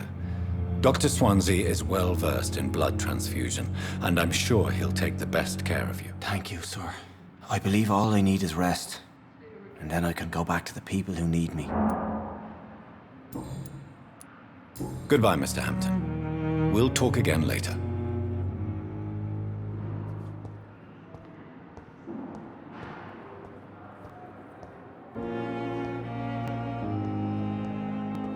Fear and disgust on every street corner. A daily routine.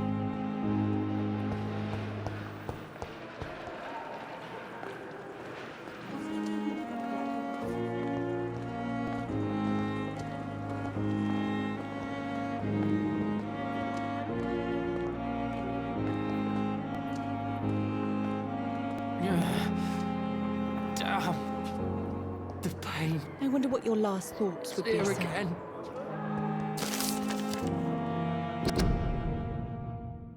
Dear brothers, I must now draw your attention to a very important point. The use of garlic as protection against vampires. Let's be crystal clear on the subject. Garlic will never protect you against those creatures.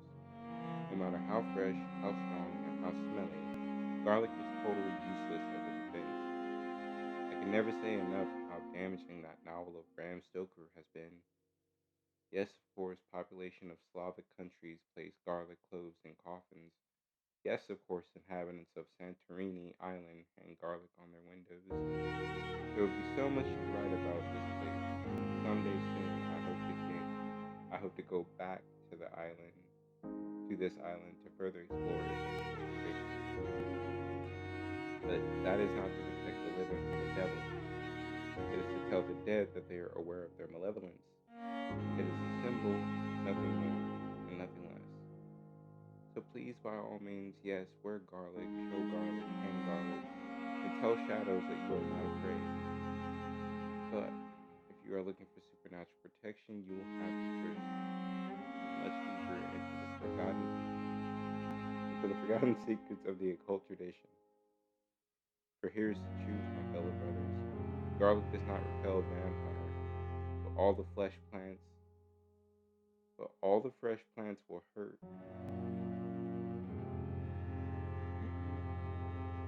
But all the fresh plants will hurt them.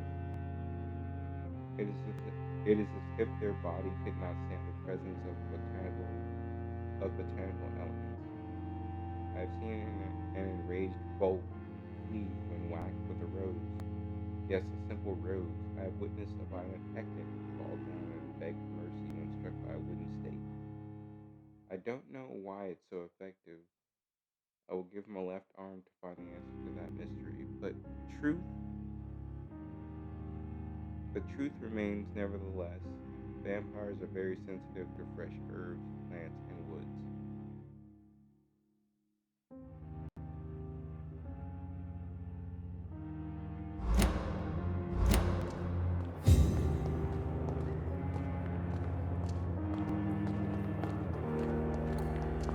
I wish I could be sick again. Feel my blood boil with the fever. Fear and disgust on every street corner. So many deaths. A daily routine. And what of my own life?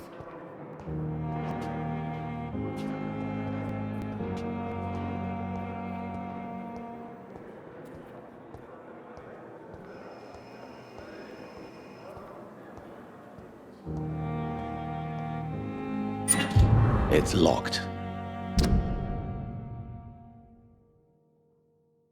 Hello.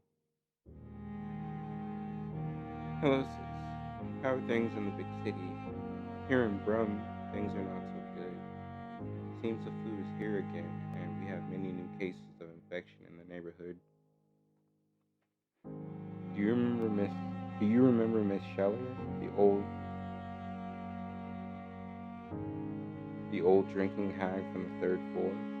She passed away 2 days ago, and her flat is already occupied again. Geez, you would have to pay me a huge amount of money to go sleep in the bed in which a woman died of the flu in just a few hours ago. Sorry, I did not take the time to quickly answer your last letter. Between taking care of little Paul, Mom, Dad, and my job at the factory, I rarely find time to write my favorite sister. By the way, my son says hello to his Auntie Pippa. You should see this little bugger. Already driving me mad. And Mom says you bring back some of those marvelous cakes the next time you come back home. In your last letter, you told me you thought about quitting your job at the Pembroke Hospital. I have to tell you, Pip, you better think twice. There are always jobs at the factory, but wages are shit, and it's boring as day without a shag. Oh, I have a new fiance, and no, I'm no slut. You moral bitch, you.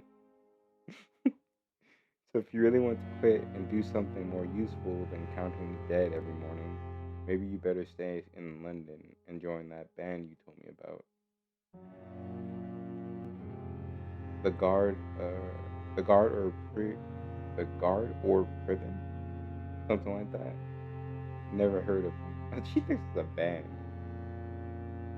But if they are, like you said, some of the civil militia trying to make a difference, then maybe it's a good choice for you. Just be sure to let others go in front. That's how my poor Billy got killed in France, by leading too many patrols. Bloody war. Anyway, come back as soon as you can and give me all the good news before that.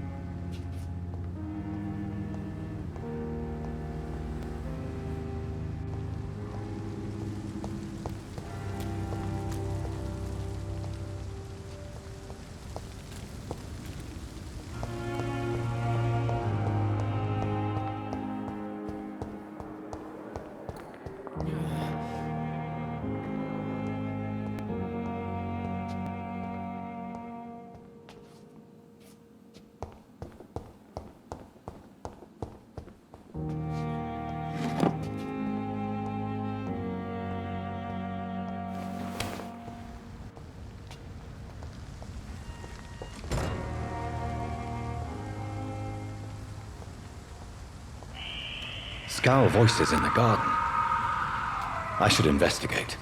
If they were to find somebody.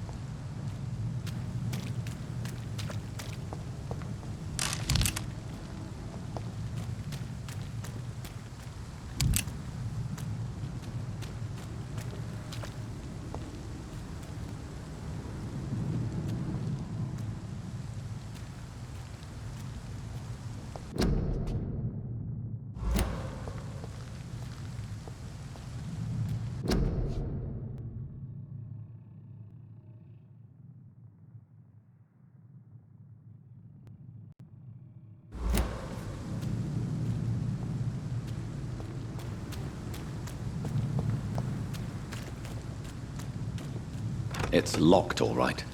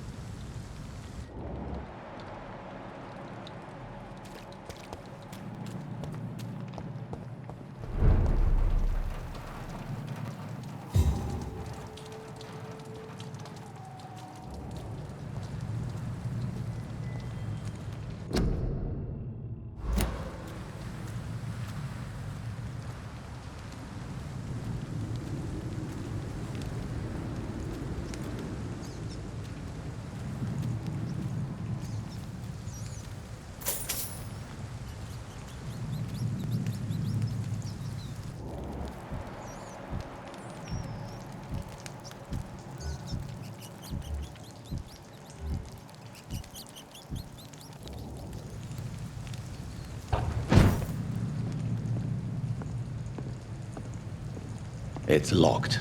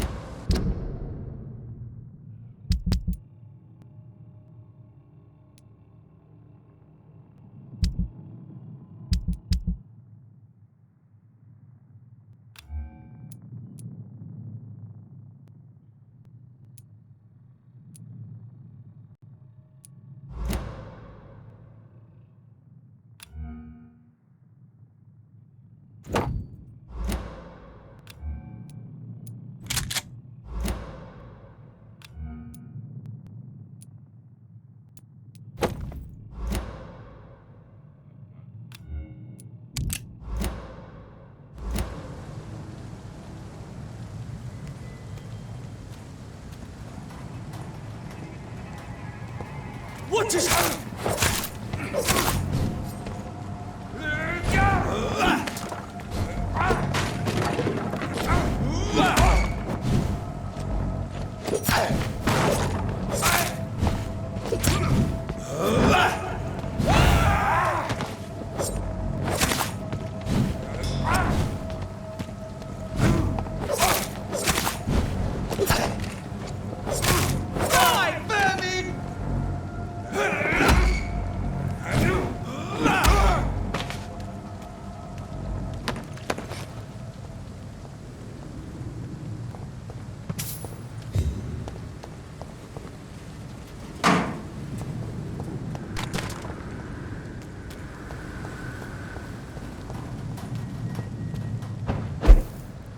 I cannot enter.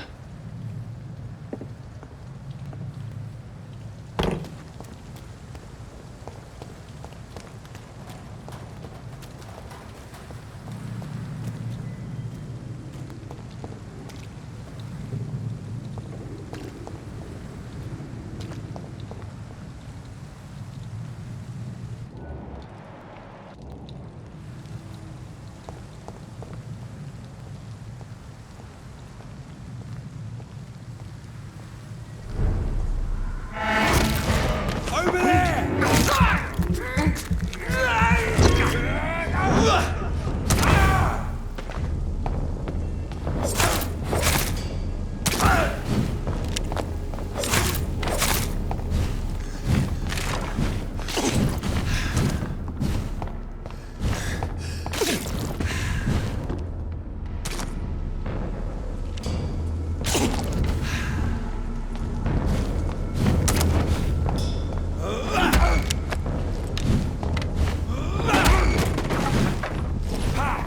Doesn't like burning, does it?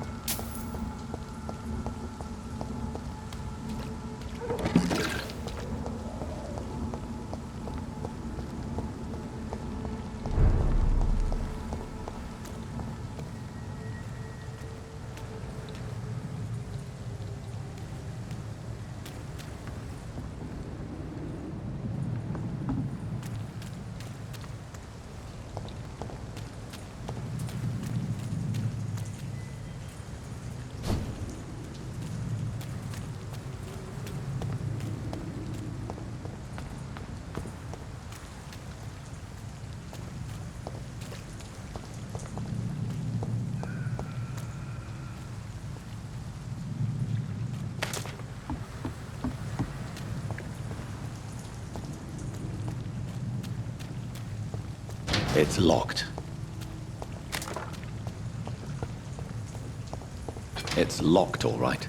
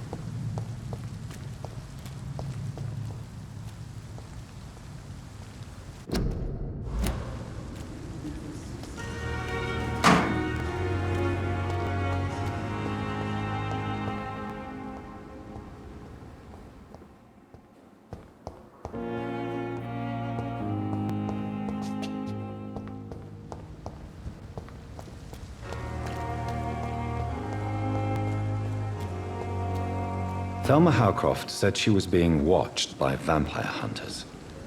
Where are they hiding? I should investigate.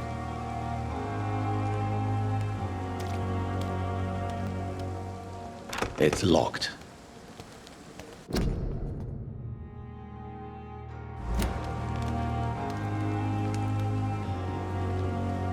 It's locked, all right. Good evening. I'm Dr. Reed. Always a pleasure to meet a colleague, sir. Especially when he was supposedly dead. A colleague? Are you a doctor, too? Not anymore, sir. I used to be Dr. Rakesh Chadana. Now, I'm just Mr. Chadana, pawnbroker and humble guardian of this morgue. What do you mean, you used to be a doctor? Was your license revoked? No, sir. It is just that I like to be precise. I run a little pawn shop while taking care of the dead. But I used to be a real doctor.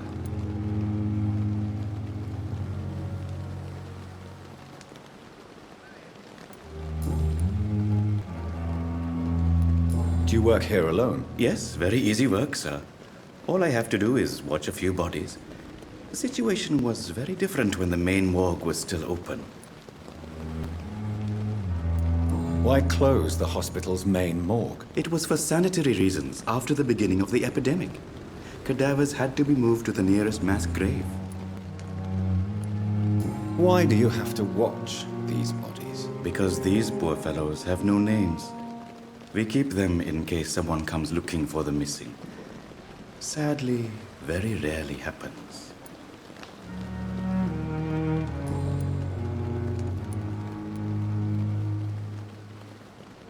Are you afraid or uneasy being surrounded by so many corpses? Why should I? These bodies are empty vessels. Flesh left to decay. Poof. No soul anymore. All gone.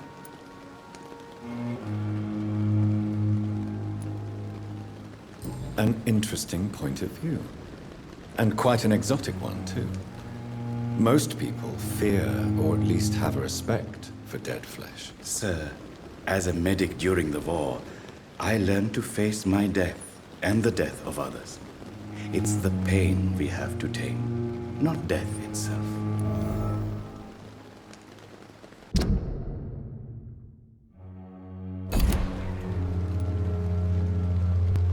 How did you get this job? After I left the army, I worked as an undertaker down by the docks.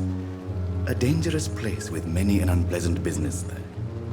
Milton Hooks helped me get a job here. Have we met before? I don't think so, sir. Why? When we first talked, you said you were glad to meet me since I was reported dead. Funny story, sir. Your sister came here a few nights ago. You were missing, and she was looking for your body. She must be very relieved now.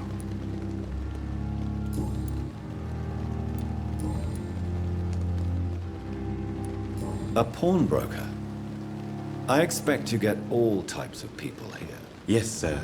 All kind of people. For I sell all kind of goods. Who comes here to trade with you? It's very unhygienic, even unsafe. Diseases can spread. For the customers, for the hospital. I'm very cautious, sir. I've been a doctor, remember? And all my clients are good people. In fact, I think I only know good people. What kind of goods? With the quarantine, it's not always easy to buy things. So I trade, I exchange. Some people sell, some others buy. I like to help.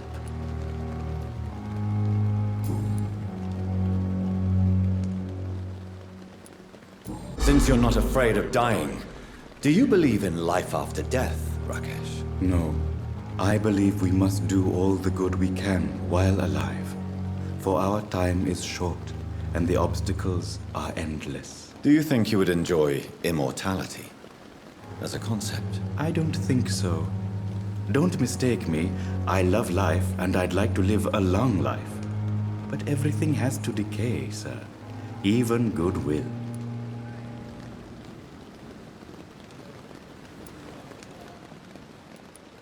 Do you really believe goodwill cannot last? lost. As I said, sir, everything decays.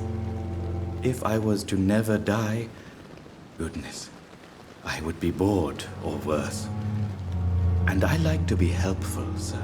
Quite depressing, wouldn't you say? Yes, but the good news is we'll all die before losing our humanity, sir. So you're ready to die?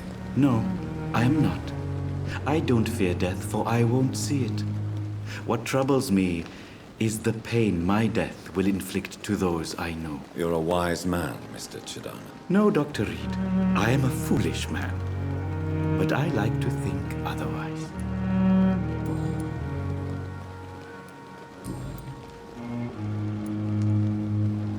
Please show me what you have to sell. Of course. It's just trinkets and curios, really. But I'm sure they can be useful.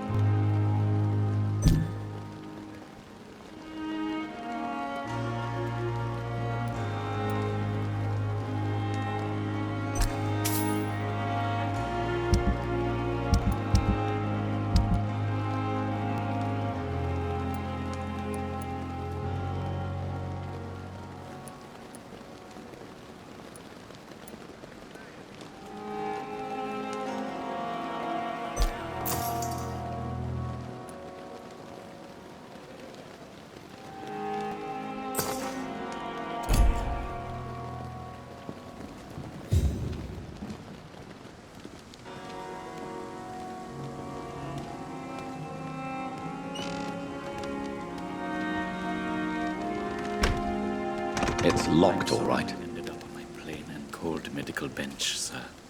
I understand you must be very angry about this unfair situation. I managed to arrange to have you buried in the same mass grave as your wife. I hope that might help.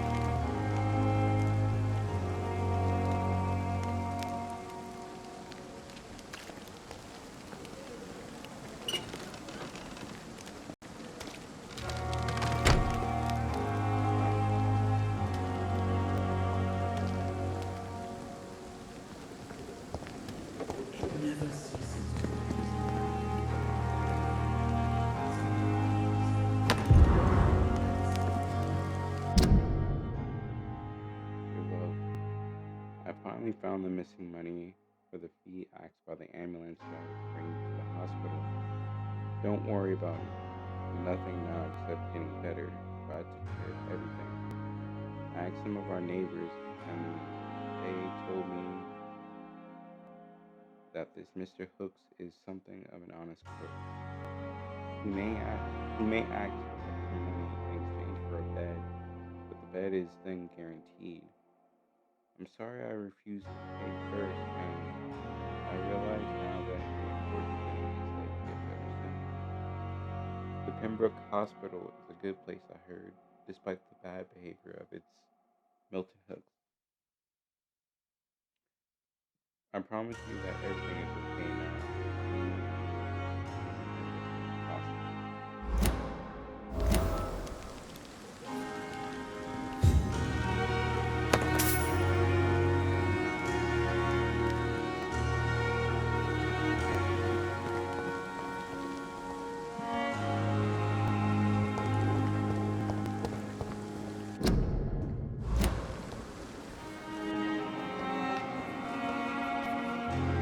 Good evening, sir. I'm Dr. Reed. I believe we're going to be colleagues. Reed? Yes, I've been informed about your arrival. I'm Waverly Ackroyd. Welcome aboard, I suppose. Does my arrival inconvenience you in some way, Dr. Ackroyd? Let us just say that I don't particularly share Dr. Swans's enthusiasm for hiring you. What we need here are reliable professionals, not overrated dabblers.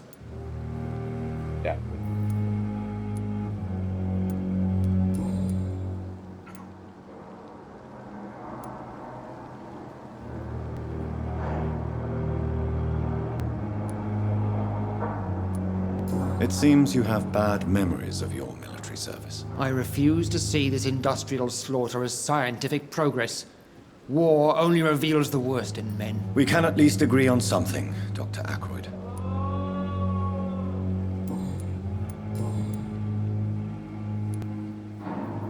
Since your tenure in this hospital is longer than mine, perhaps you can tell me more about this place. Let's just say I'm tired of the carelessness around me. I have always respected the skills of Dr. Swansea, but over time his enthusiasm has become displaced. Carelessness? Exactly what are you talking about? We're here to save lives. The people who trust us are not volunteering for experimentation. They're here to be healed. I don't intend to run any radical experiments, Doctor.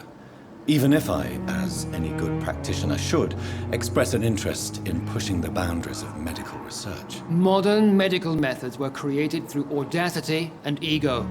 But there are rules in our line of work, and they're here to protect our patients.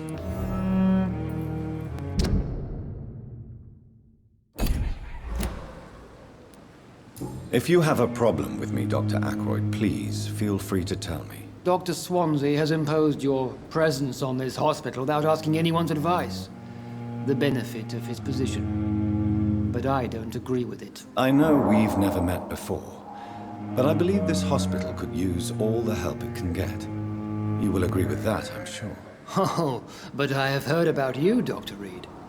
Of course, you can't say the same about me, since I have not wasted my time courting the press.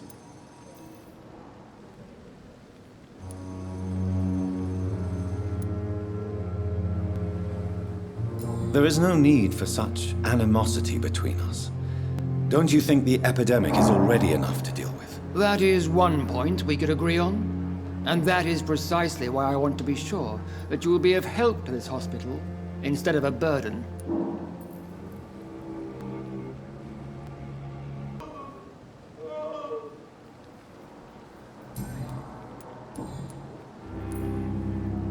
I don't know what you've heard about me, but I have already proved my value as a practitioner. I don't question your skills, Dr. Reed, but your motive. Is it money, fame, or are you truly dedicated? And what exactly is that supposed to mean? I served in the war just like you. But unlike you, I did not use the wounded to play the modern sorcerer. Be careful what you insinuate, Dr. Ackroyd. I only want you to admit you used those men to improve your theories.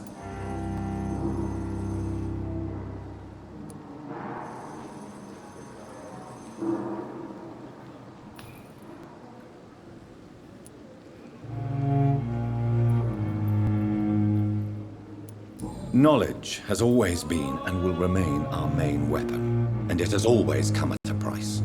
And personal initiative. It is not a question of initiative, it is a question of integrity. These men and women have put their faith in us, Dr. Reed.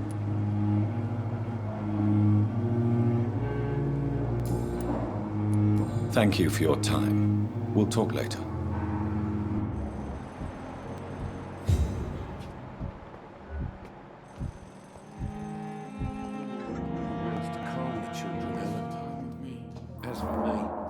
What a blundering idiot. Good evening, sir. I'm Dr. Reed. May I help you? I don't know if a third opinion is needed. Your colleagues are already arguing about my condition. I see. Would you mind telling me more about your situation? I'm Harvey Fiddick. All I want is to get me bloody arm fixed properly.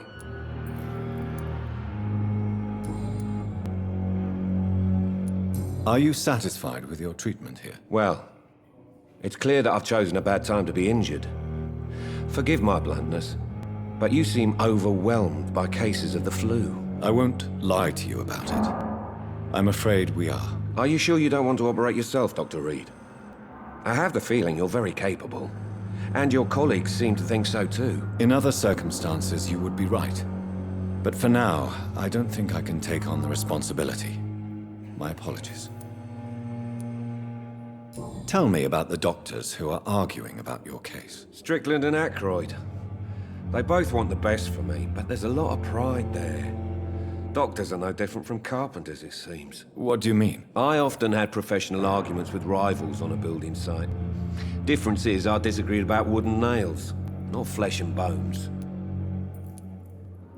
Tell me about yourself, Mr. Fiddick. I'm just a regular guy waiting to get his arm fixed, so I can return to work and to my family. I was more curious about what you were doing before being hospitalized. I'm a carpenter, and a good one too. But that means I need both arms to feed my family, Dr. Reed.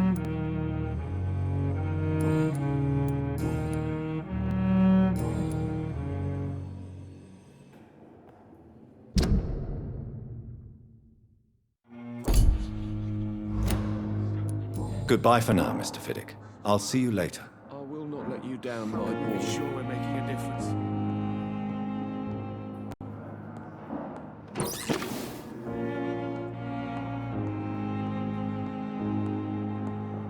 My sweet girl. Don't waste your Treats time like with a me. book. I never could keep anything from her. Good evening, Doctor. I believe we're going to be working together. Dr. Reed. Dr. Swansea informed us of your arrival, but I could not dare to believe we'd have such good fortune. Such an honor, sir. Thank you. And you are? I am Thoreau Strickland, Dr. Thoreau Strickland. I'm a great admirer of your work, Dr. Reed.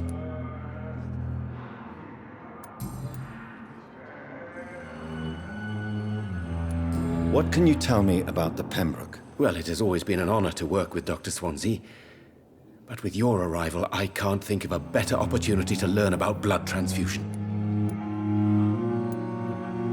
You seem quite optimistic.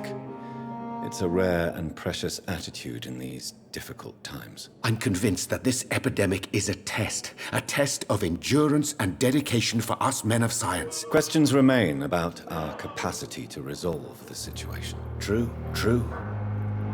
Last summer, during the first wave of the epidemic, I used to joke with Milton about the extra work. We're not smiling now. Do you need help with anything in particular? Well, yes, maybe.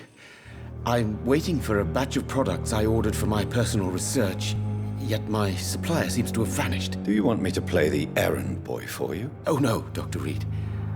But if you went personally to his shop, what with your reputation and all, he wouldn't dare to refuse the products I need. I see. Well, give me the address, for I may pass by if I have time.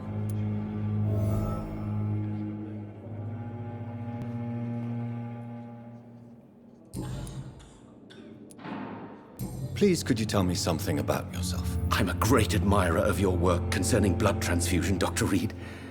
I run my own experiments. I'm convinced it's the future.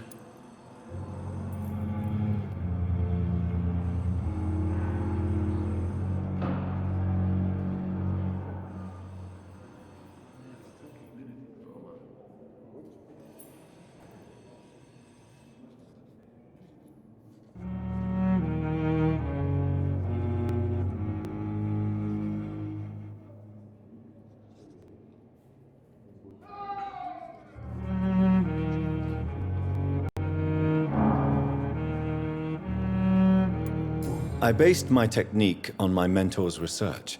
He helped me perfect my method. What is yours? I'd rather not talk about it. For now, it's just theories and first approach.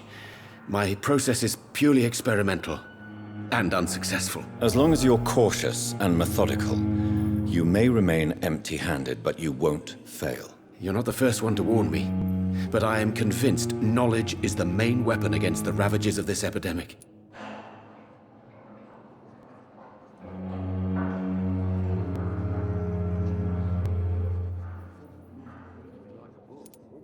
What made you choose to be a doctor? I'm not ashamed to admit you and your work have inspired me.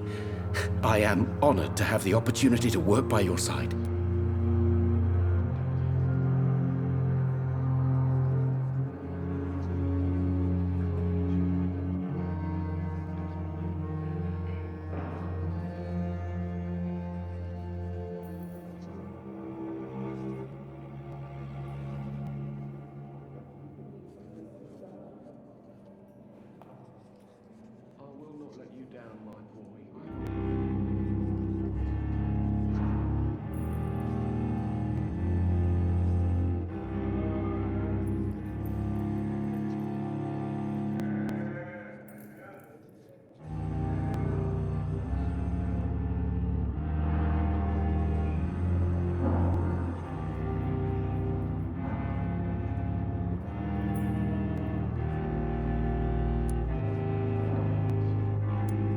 It's always a pleasure to share scientific and medical knowledge with someone eager to learn.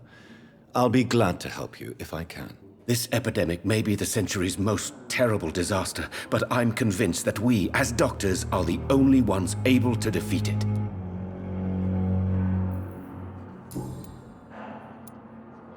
What do you think of Dr. Ackroyd's aversion to modern medical methods? It's a shame he's so narrow-minded. Dr. Swansea taught me that science is about exploring uncharted territory. I'm convinced that's true. With the influenza and all that's going on, you should put your differences aside, don't you think? Why is it so difficult to work together? I believe that if Dr. Ackroyd had been the one to discover the transfusion process, he would be the first to recommend its use. So you believe it's just a question of jealousy and pride? Dr. Ackroyd is as proud as he is blinded by his obsolete concept of medical science.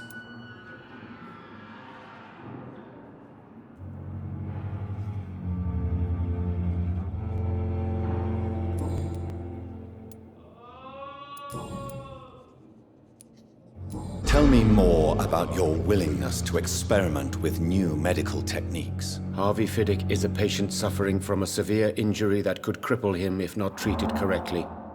I'm convinced your blood transfusion technique could help him. What is it you really want? To save him, or to prove your point? Fair question. I want nothing but to save my patient, Dr. Reed. Especially since I know Mr. Fiddick's story.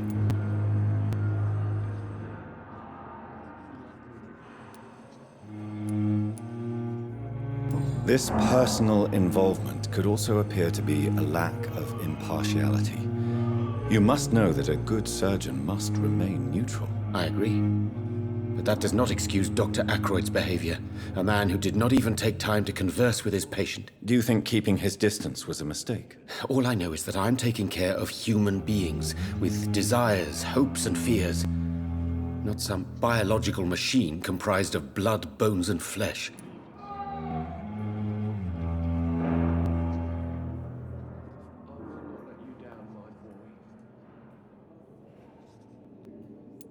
Tell me Mr. Fiddick's story.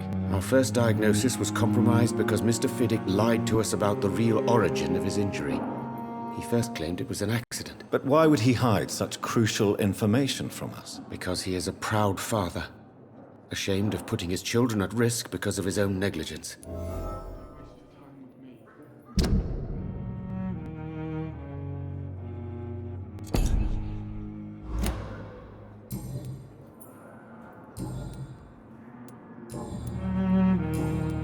Goodbye, Dr. Strickland. Never could keep anything from her.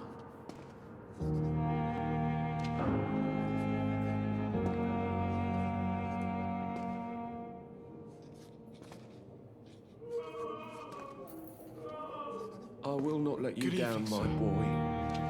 Doctor.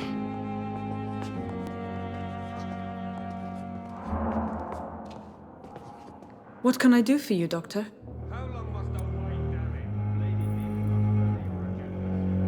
Thank you, Nurse Crane. A year! You have the right to disapprove of our methods, and you will kindly apologize when you're feeling better.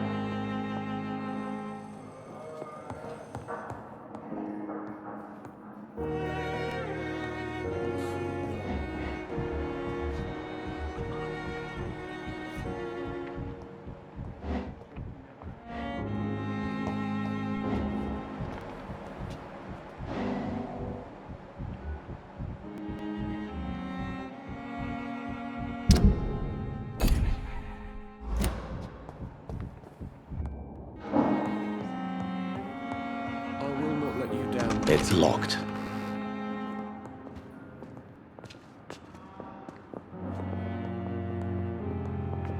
This hospital seems to be falling apart.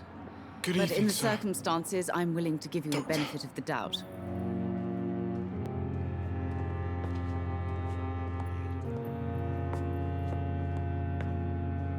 Good evening. I'm Dr. Reed. Can I help at all? No. Really? Why are you here then? I don't want to talk. My throat hurts too much. I suppose that this pain is the reason you're here. Is someone taking care of you? Yes. And no. Could you at least tell me your name, sir? Mortimer. Mortimer Goswick.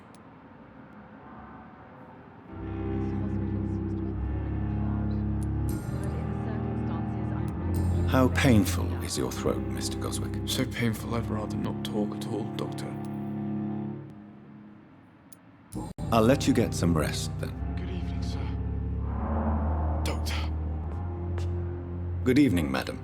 Can I help you? It's my son who needs you, sir. I'm Dr. Jonathan Reed. How can I help your son? I'm Beatrice Goswick, mother of Mortimer Goswick. Could you check on him, please, Dr. Reed? I've heard much of your talents as a physician.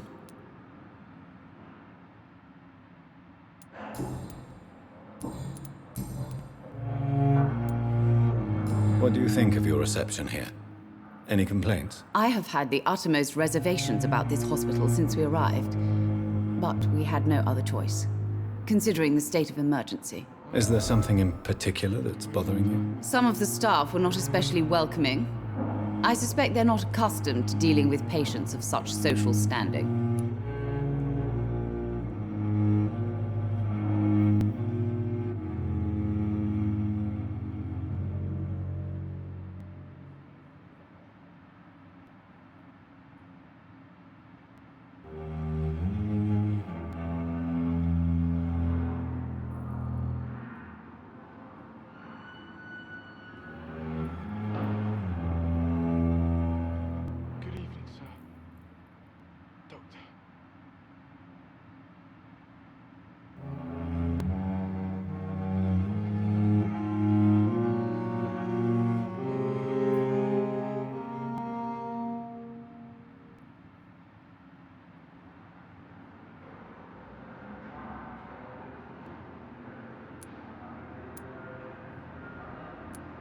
What can you tell me about yourself, Mrs. Goswick? Not much to say. Just take care of my Mortimer and I'll cover all the expenses. That's all that matters. May I ask if you have an occupation, Mrs. Goswick? I'm a teacher by profession. I teach young women who are more ambitious about their futures than their families. Tell me more about your arrival at the Pembroke Hospital. What gave you such a bad first impression? The ambulance driver was quite rude, for a start. And that nurse, Miss Hawkins, seems to have quite a dubious attitude. What do you mean? She managed to secure a bed for my son despite the epidemic. It was a relief, but it wasn't cheap. I'm alright. Don't waste your time with me. She charged you for a bed? Yes, and I paid without question, considering the urgency of the situation. I share your concern, Mrs. Goswick. Be sure that I'll talk to the people involved. I don't expect compensation, Dr. Reed. But I'm aware such behavior would not be tolerated in other hospitals.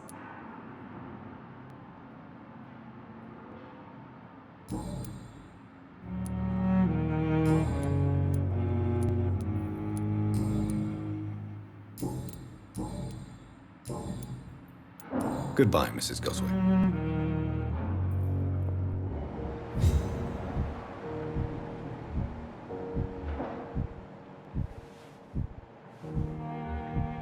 I'm alright. Don't waste your time with me. Good evening, Mr. Goswick. How are you? I'm okay. Tell me about yourself, Mr. Goswick. I don't want to talk, Doctor.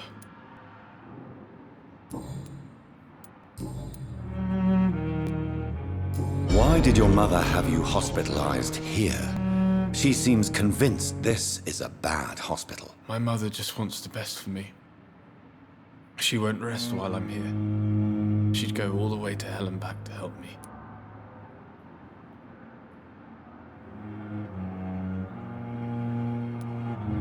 Is your mother bothering you? As your doctor, I can ask her to leave you alone if you would prefer. That's tempting, Doctor. But you have no idea what my mother is capable of. She would tie herself to my bed if you asked her to leave. Pembroke Hospital may look unorthodox, but rest assured you're in good hands here. It's not me you have to convince, Dr. Reed. It's my mother. How painful is your throat, Mr. Goswick? So painful I'd rather not talk at all, Doctor. I'm sure you realize a doctor and his patient have to communicate, sir. Would it help if I gave you some paper and a pen? Not really. I see. Then maybe it's not just your throat that hurts, Mr. Goswick. Perhaps your sore throat is just the consequence of something more hurtful. Yes, maybe. But I don't want to talk or even write about it now.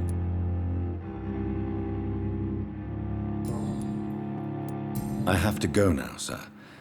But don't hesitate to contact me if you need any help. Good evening, sir. Doctor.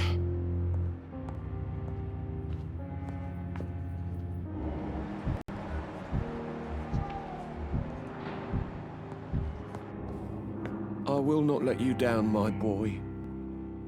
Good evening, Mr. Fiddick. Good evening, Dr. Reed. Any news about my operation? Tell me about your injury, Harvey. Why do you feel so guilty about it? My wife died because of me. And now I may lose everything because I've been careless enough to hurt myself. What an arsehole. How could your job be responsible for your wife's death? I was working a double. She went out to bring me a hot meal and got caught in a German bomb raid. You can't hold yourself responsible for your injury, Mr. Fiddick. Unless you tried to hurt yourself. Of course I didn't hurt myself. But I can't work until my arm is fixed. My children need to eat, Doctor.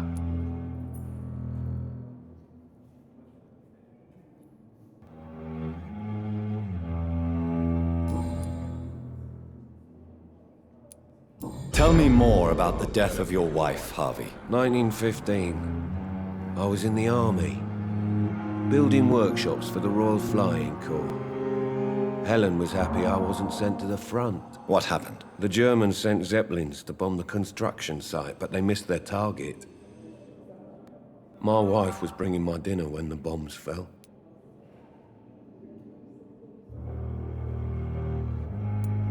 How are your children after losing their mother? They were smaller then. The only good thing about this is my Helen didn't bring them with her that night.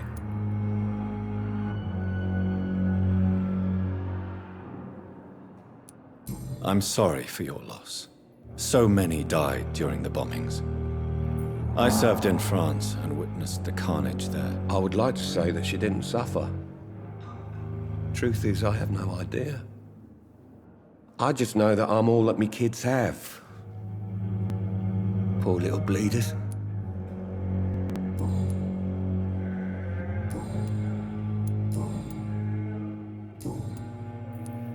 Goodbye for now, Mr. Fiddick. I'll see you later. You always knew the words to calm the children, Helen. As for me,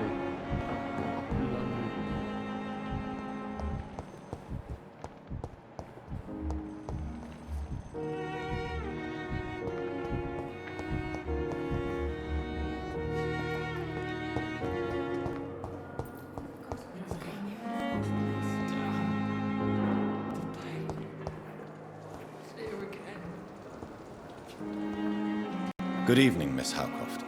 How are you tonight? I need blood, Doctor. Warm, rich, vibrant blood. Tell me, Thelma, why do you feel so attached to Mr. Elwood? Why him? I'm not sure, Doctor. I think we have a bond of some sort. We've both suffered so much. He's the only mortal I find interesting.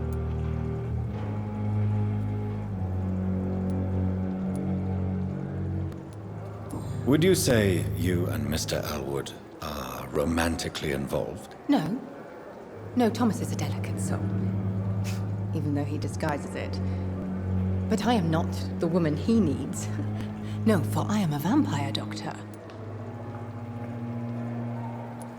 Do you plan to make him a vampire too? Of course not. How could I inflict my curse on anybody else? I'm not that cruel, Doctor.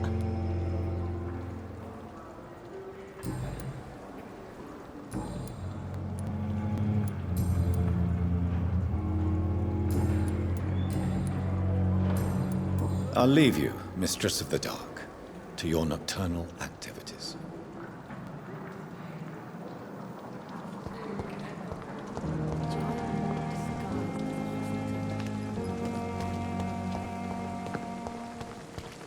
It's safer here than anywhere else in the East End. Good evening, sir. I'm Dr. Jonathan Reed. I'm new here. I've already heard about you, Dr. Reed. I'm Milton Hooks, the ambulance driver for this shithole of a hospital. That's quite a blunt introduction, Mr. Hooks. You can call me Milton. I like to speak my mind, Dr. Reed. Perk of the job. Don't judge me, and I won't judge you. I'm not sure I understand what you're talking about. Well, I'm no doctor, but I'm pretty sure a gun can't be used as a surgical instrument. You have a keen eye. I learned to shoot during the war, and have carried one ever since. Old habits die hard. No need to explain, Dr. Reed. And if you ever need a better gun, remember, I may have something for you.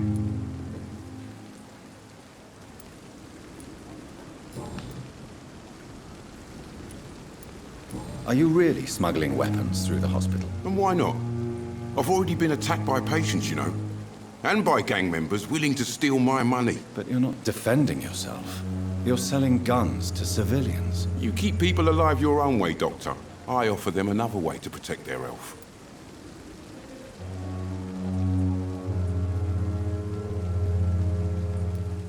So what do you do exactly in this hospital?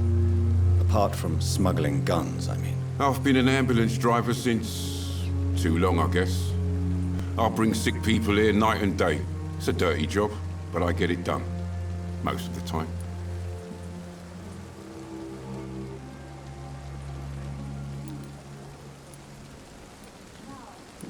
Since you're on the front line, how is the sanitary situation in this vicinity? It's a complete disaster. It's even getting dangerous to enter some streets or buildings. Even the locals attack you. It sounds like things have been a bit rough recently. What's happened? Yesterday I got attacked by the patient I was bringing in. I escaped through the hospital's garden, but I lost my wallet when I was running. You left an infected patient outside the hospital? That's incredibly dangerous. Go there yourself if you want, but be careful, Doctor. I'd rather not bring your dead body back.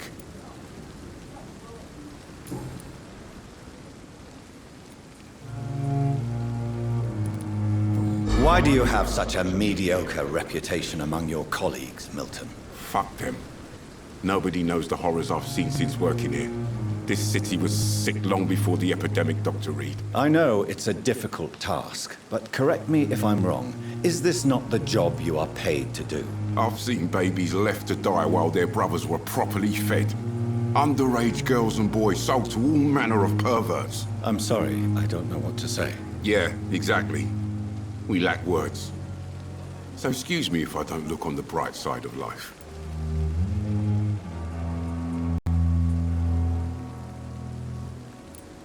How is the situation around here? You want to hear the situation is all right? It's fucking awful. We lack everything, and it's getting worse every day.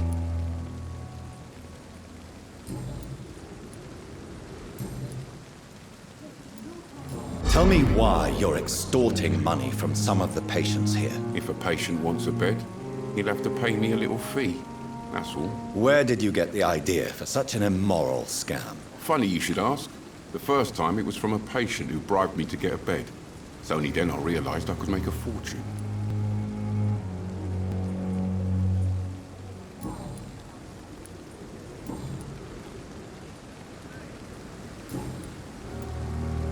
I have some good news, Milton. What? The epidemic's over? I retrieved your wallet, with all the money, and a certain picture. Well, yeah, Pippa Hawkins is my girl.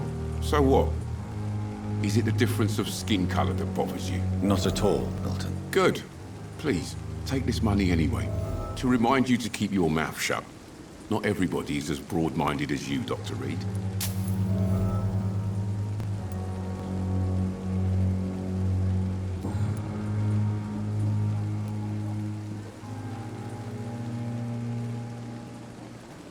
Admit it. Nurse Hawkins is more than your lover. She's also your partner in crime. Of course she is. How else could I tell which bed is free? I need to know that. Have you no shame? Don't you see the city is crumbling down? Today, people are ready to pay to get a hospital bed. Tomorrow, we may be fighting for food. What's going on between you and Nurse Hawkins? Pippa's tired. Tired of all this shit. Tired of all those corpses piling up. She's as depressed as I am.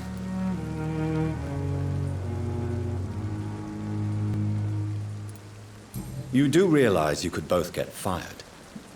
Hospital staff are not meant to have intimate relationships with one another. Come on, Dr. Reed. Do you know how many rules are broken in this hospital every day just to keep it running? There's nothing wrong with what we're doing. During the war, I witnessed a few couples just like you come together in difficult circumstances. It can be very damaging. Maybe you're right. But we support each other. And that's all that matters.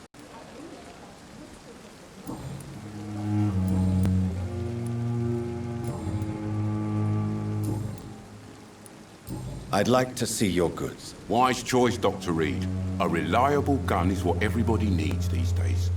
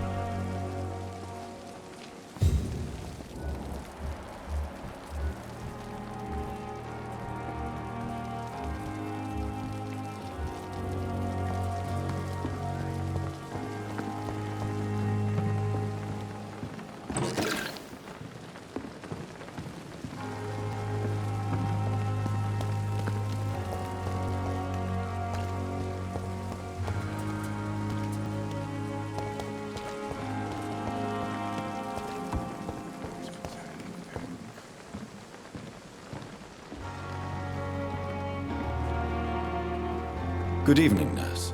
I'm Dr. Jonathan Reed, the new surgeon here at the Pembroke. Dr. Swansea has already told us about you, sir. I'm Nurse Gwyneth Brannigan. Welcome to the Pembroke Hospital. Did he really? It's a good thing I wasn't hoping to keep a low profile. All members of staff have already read about your new blood transfusion technique. Dr. Swansea made sure of that. I see. Well, I'm a little surprised, but I suppose I'll just have to deal with this unexpected notoriety. You must know, blood transfusions are Dr. Swansea's primary subject of research. He is convinced it is the future.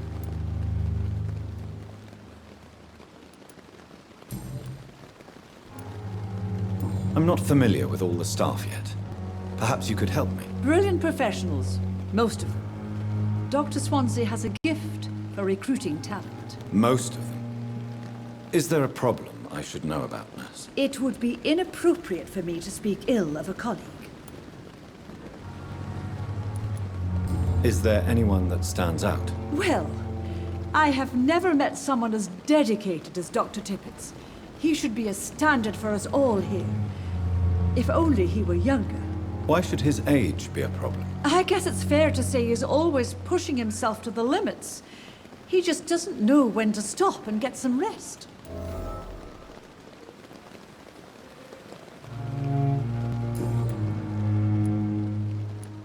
How are things here? Not good, to say the least.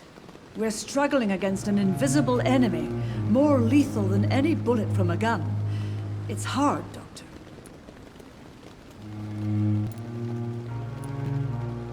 Do you think this hospital can survive the epidemic? We are all volunteers here, and we're trying to hold fast, but how do we beat an invisible killer? Some nurses have already resigned.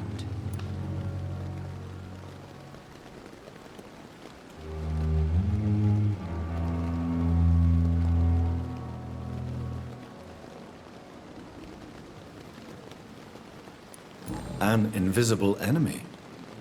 Quite a poetic term for a disease, especially from a nurse. Sorry, Doctor. These last few weeks have been exhausting. We could all do with a good night's sleep.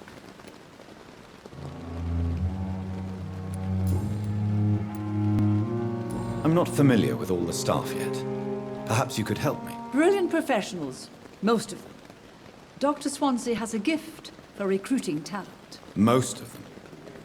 Is there a problem I should know about, nurse? It would be inappropriate for me to speak ill of a colleague. Nurse Brannigan, if you do know something, please tell me. Anything you say will be held in confidence. No. I may disagree with some conduct, but in the end, everybody is doing their best.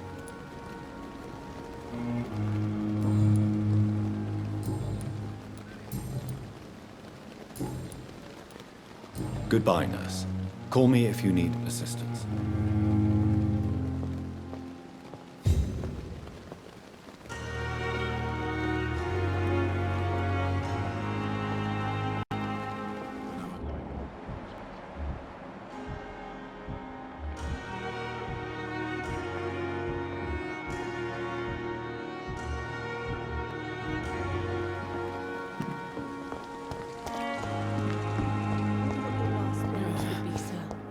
Damn. The pain. I cannot enter.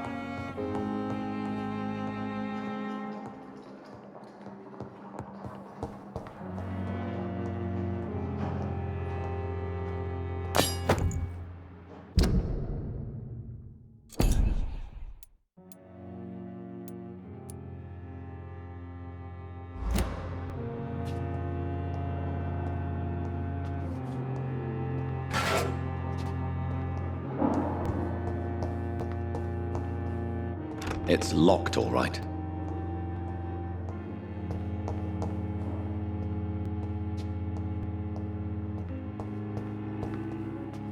It's locked.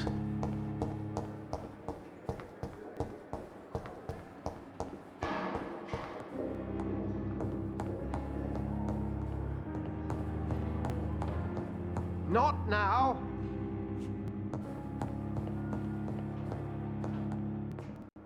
It's locked.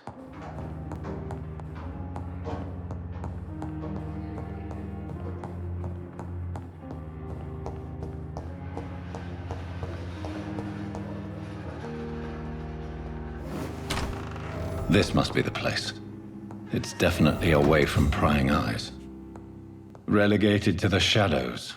A kingdom of my own. At least I won't be sleeping in a coffin.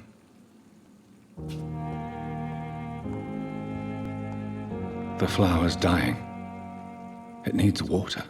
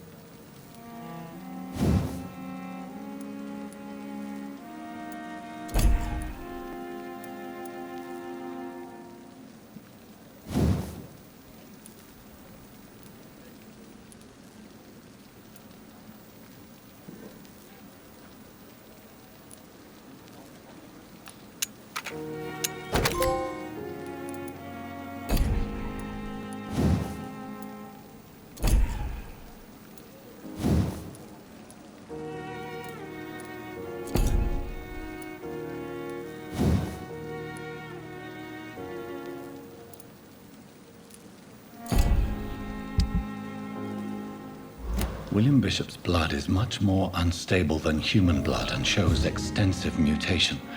But this is not what happened to me. I must keep on searching. The sun is about to rise. I can feel it. I'll continue tomorrow night. I have so much time now.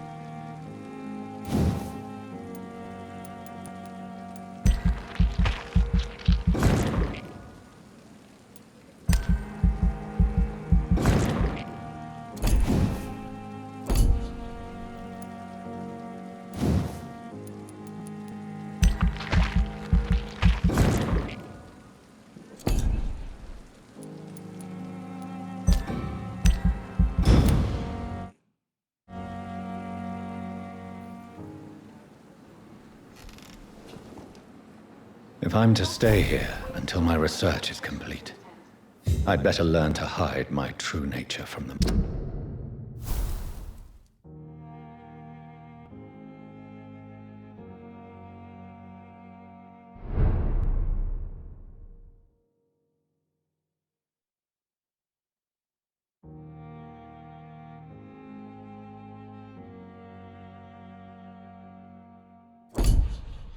Mortals. But what about my thirst for blood?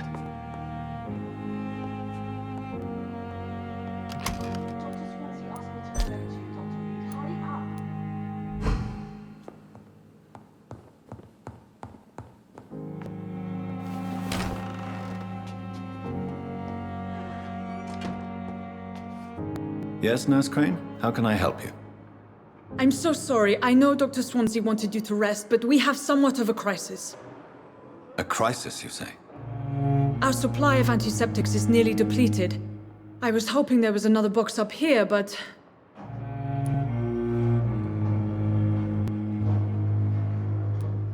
What type of hospital are you running? No antiseptics? You have been away too long, Doctor. With the war and now this epidemic, supplies have been running scarce for months now. I may have a solution. In France, during the war, drugs shortage was a daily problem, and we had to use our wits to overcome the shortages. However do you mean? If combined correctly, certain household chemical products can be used in a pinch instead. Now, where's the hospital storeroom? The storeroom? Fat chance. This is the Pembroke, and space is luxury we don't have. Everything used to be stored in the old morgue. Perhaps I should look there first. Where is this morgue? It's the large building behind the hospital. You'll need to go in the back door because it's been sealed off for sanitary reasons. Take this key. It opens a small back entrance at the end of a narrow street. The abandoned morgue behind the hospital. A small door at the end of a narrow street. On my way then. Thank you, nurse.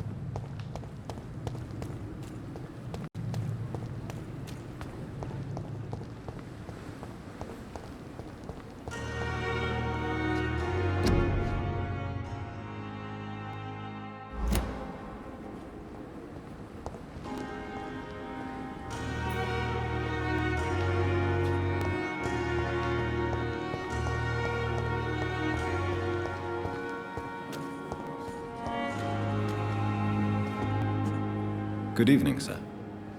So it is true. The famous Dr. Reed has joined us.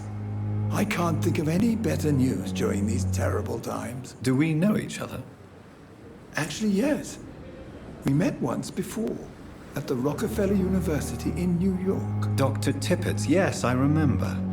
I was assisting Professor Carell in his research about coronary bypasses. He had nothing but praise for you. He was also very confident about your future. And look at you now. Eminent surgeon and blood transfusion specialist.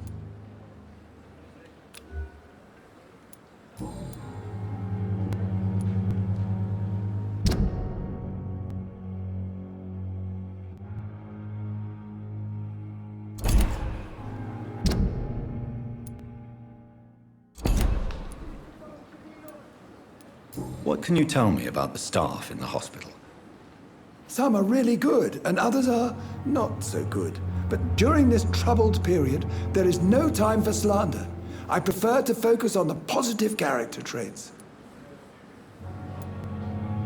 Any opinion about the management? I don't always agree with Dr. Swansea's reserve, but I must admit he does all he can to keep this facility running during this crisis. Ah, yes, the burden of command. I was fed up with this concept while serving as a medical officer. Don't get me wrong. Swansea's a good administrator. I just wish he would get out of his office now and again. Tell me more about cherished people, then. Nurse Brannigan is a pearl. She is the most helpful and dedicated nurse I've ever worked with. A clever and cheerful woman. You really seem to admire her skills. I'll go even further. If she was a man, she would be a damn fine practitioner.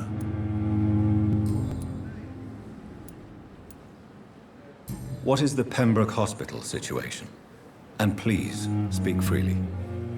This hospital is not exactly the best of London. I'm sure you are used to working in a better environment.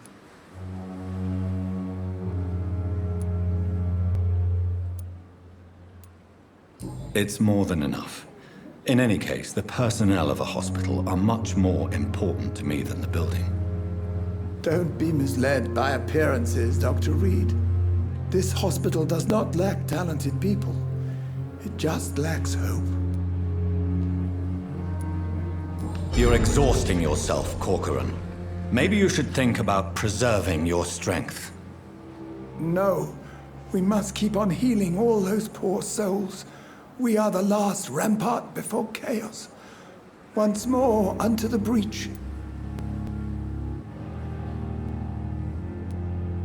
Nurse Brannigan is worried about you, Doctor. She should not have told you that. I will have a word with her. You don't have to blame her for her honesty. I'm not that kind of man, my dear Jonathan. Actually, Nurse Brannigan's opinion is the only one I may listen to.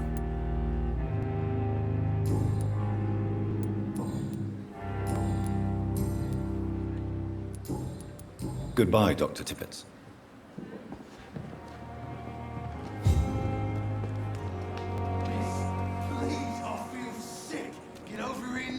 At least that mistress of the dark has stopped following me. Good evening, Mr. Cox. Dr. Reed. Still working at night, I see. I like that. And why is that? People who don't sleep at night always seem more alive to me. More interesting, one way or another. How is your hospitalization going, Mr. Cox? This is a shitty place with shitty staff. But as long as I'm treated all right, I'll be fine. What's wrong with the Pembroke staff? That bastard you sent to bring me here, Milton. I thought he was going to break all my bones before I reached my bed. I see. Any other smart comments? The nurses aren't too ugly. Especially that foxy one, Nurse Crane. Pretty brunette, tough attitude, oh, I like that. What's wrong with the hospital? Come on, Dr. Reed. The place is a dump. Smelly, sad, and dirty. But you're alive thanks to the efforts and dedication of the staff here, aren't you? What are you expecting, a medal? I thought that saving lives was just part of the job. Must be an unsatisfactory profession at this time, I'm sure.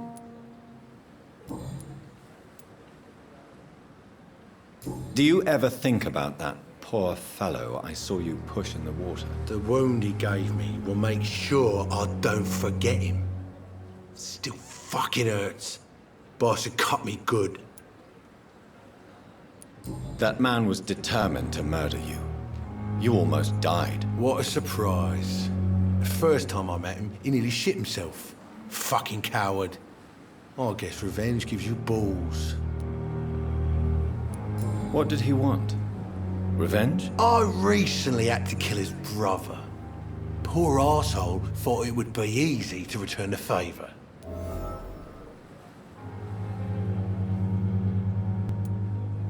Only the strongest survive, then? Survival at all costs. Is that all you think about? I'm the toughest bastard you'll ever meet, Dr. Reed. And I don't give a fuck what you think of me.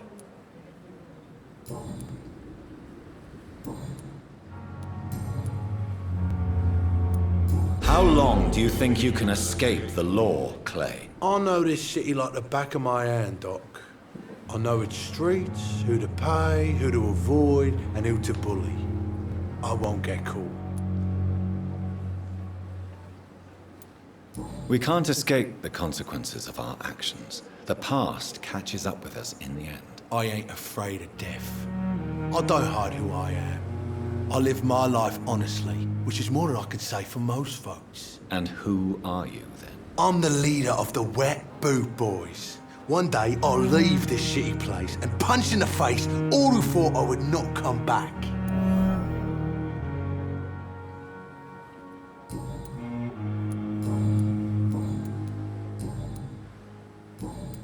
I'll leave you for now, Mr. Cox. Is this supposed to be an hospital?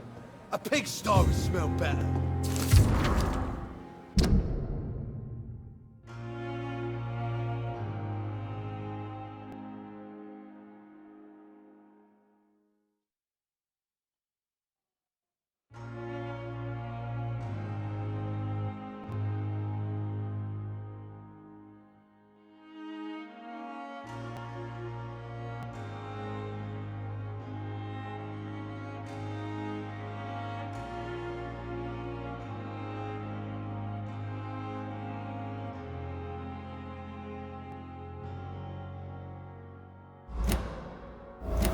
At least that mistress of the dark has stopped following me.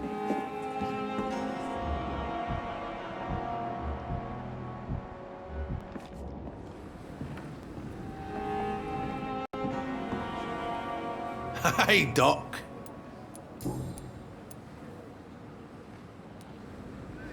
What can you tell me about your marriage, Clay? Marriage is the sweetest cage, they say. Well, I found myself locked in one with a wild animal. You mean your wife keeps you on your toes? No, I mean, we both have claws and we both love to bite. Am I right to assume your wife's letter pissed you off, Clay? I was so mad, I threw away the knife she got me when we got married. Your wife gave you a knife as a wedding present. That knife has always been my lucky charm. If I'd had it in my hand when I got stabbed on that pier, I'd not have been wounded. A lucky charm? I never would have taken you as the superstitious type. We all have our flaws, Doc. Mine's to have my weapon of choice for when the really dirty business comes around.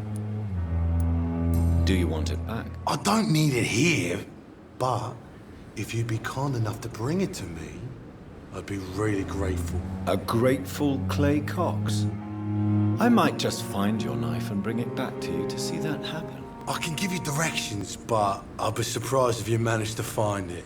My hideout isn't meant to be found easily.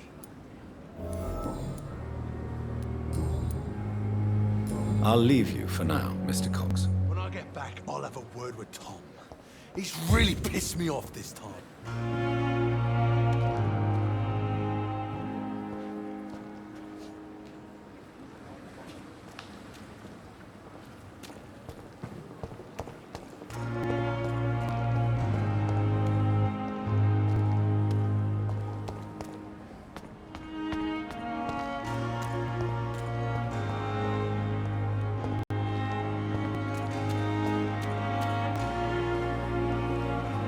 Please, sir.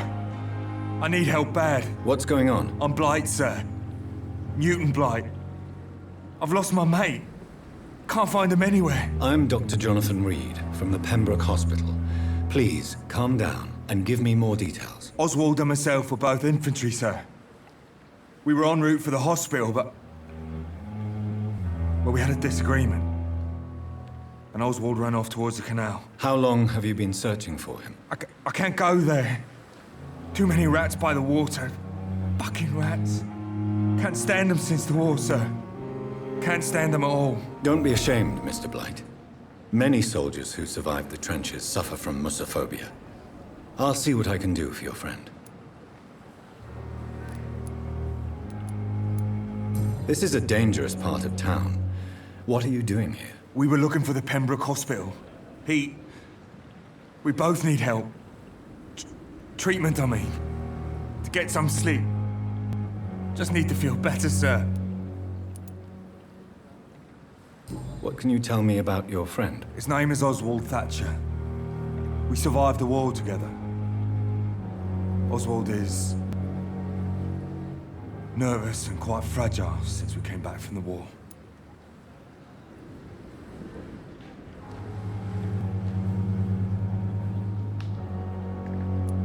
What can you tell me about yourself? I'm Oswald's best friend. We served in the same regiment, sir. We've taken care of each other since we came back from the front. Where was your friend the last time you saw him? He went down by the canal. He didn't want to go to the hospital. I think he went to the sewers on purpose. So I couldn't go after him.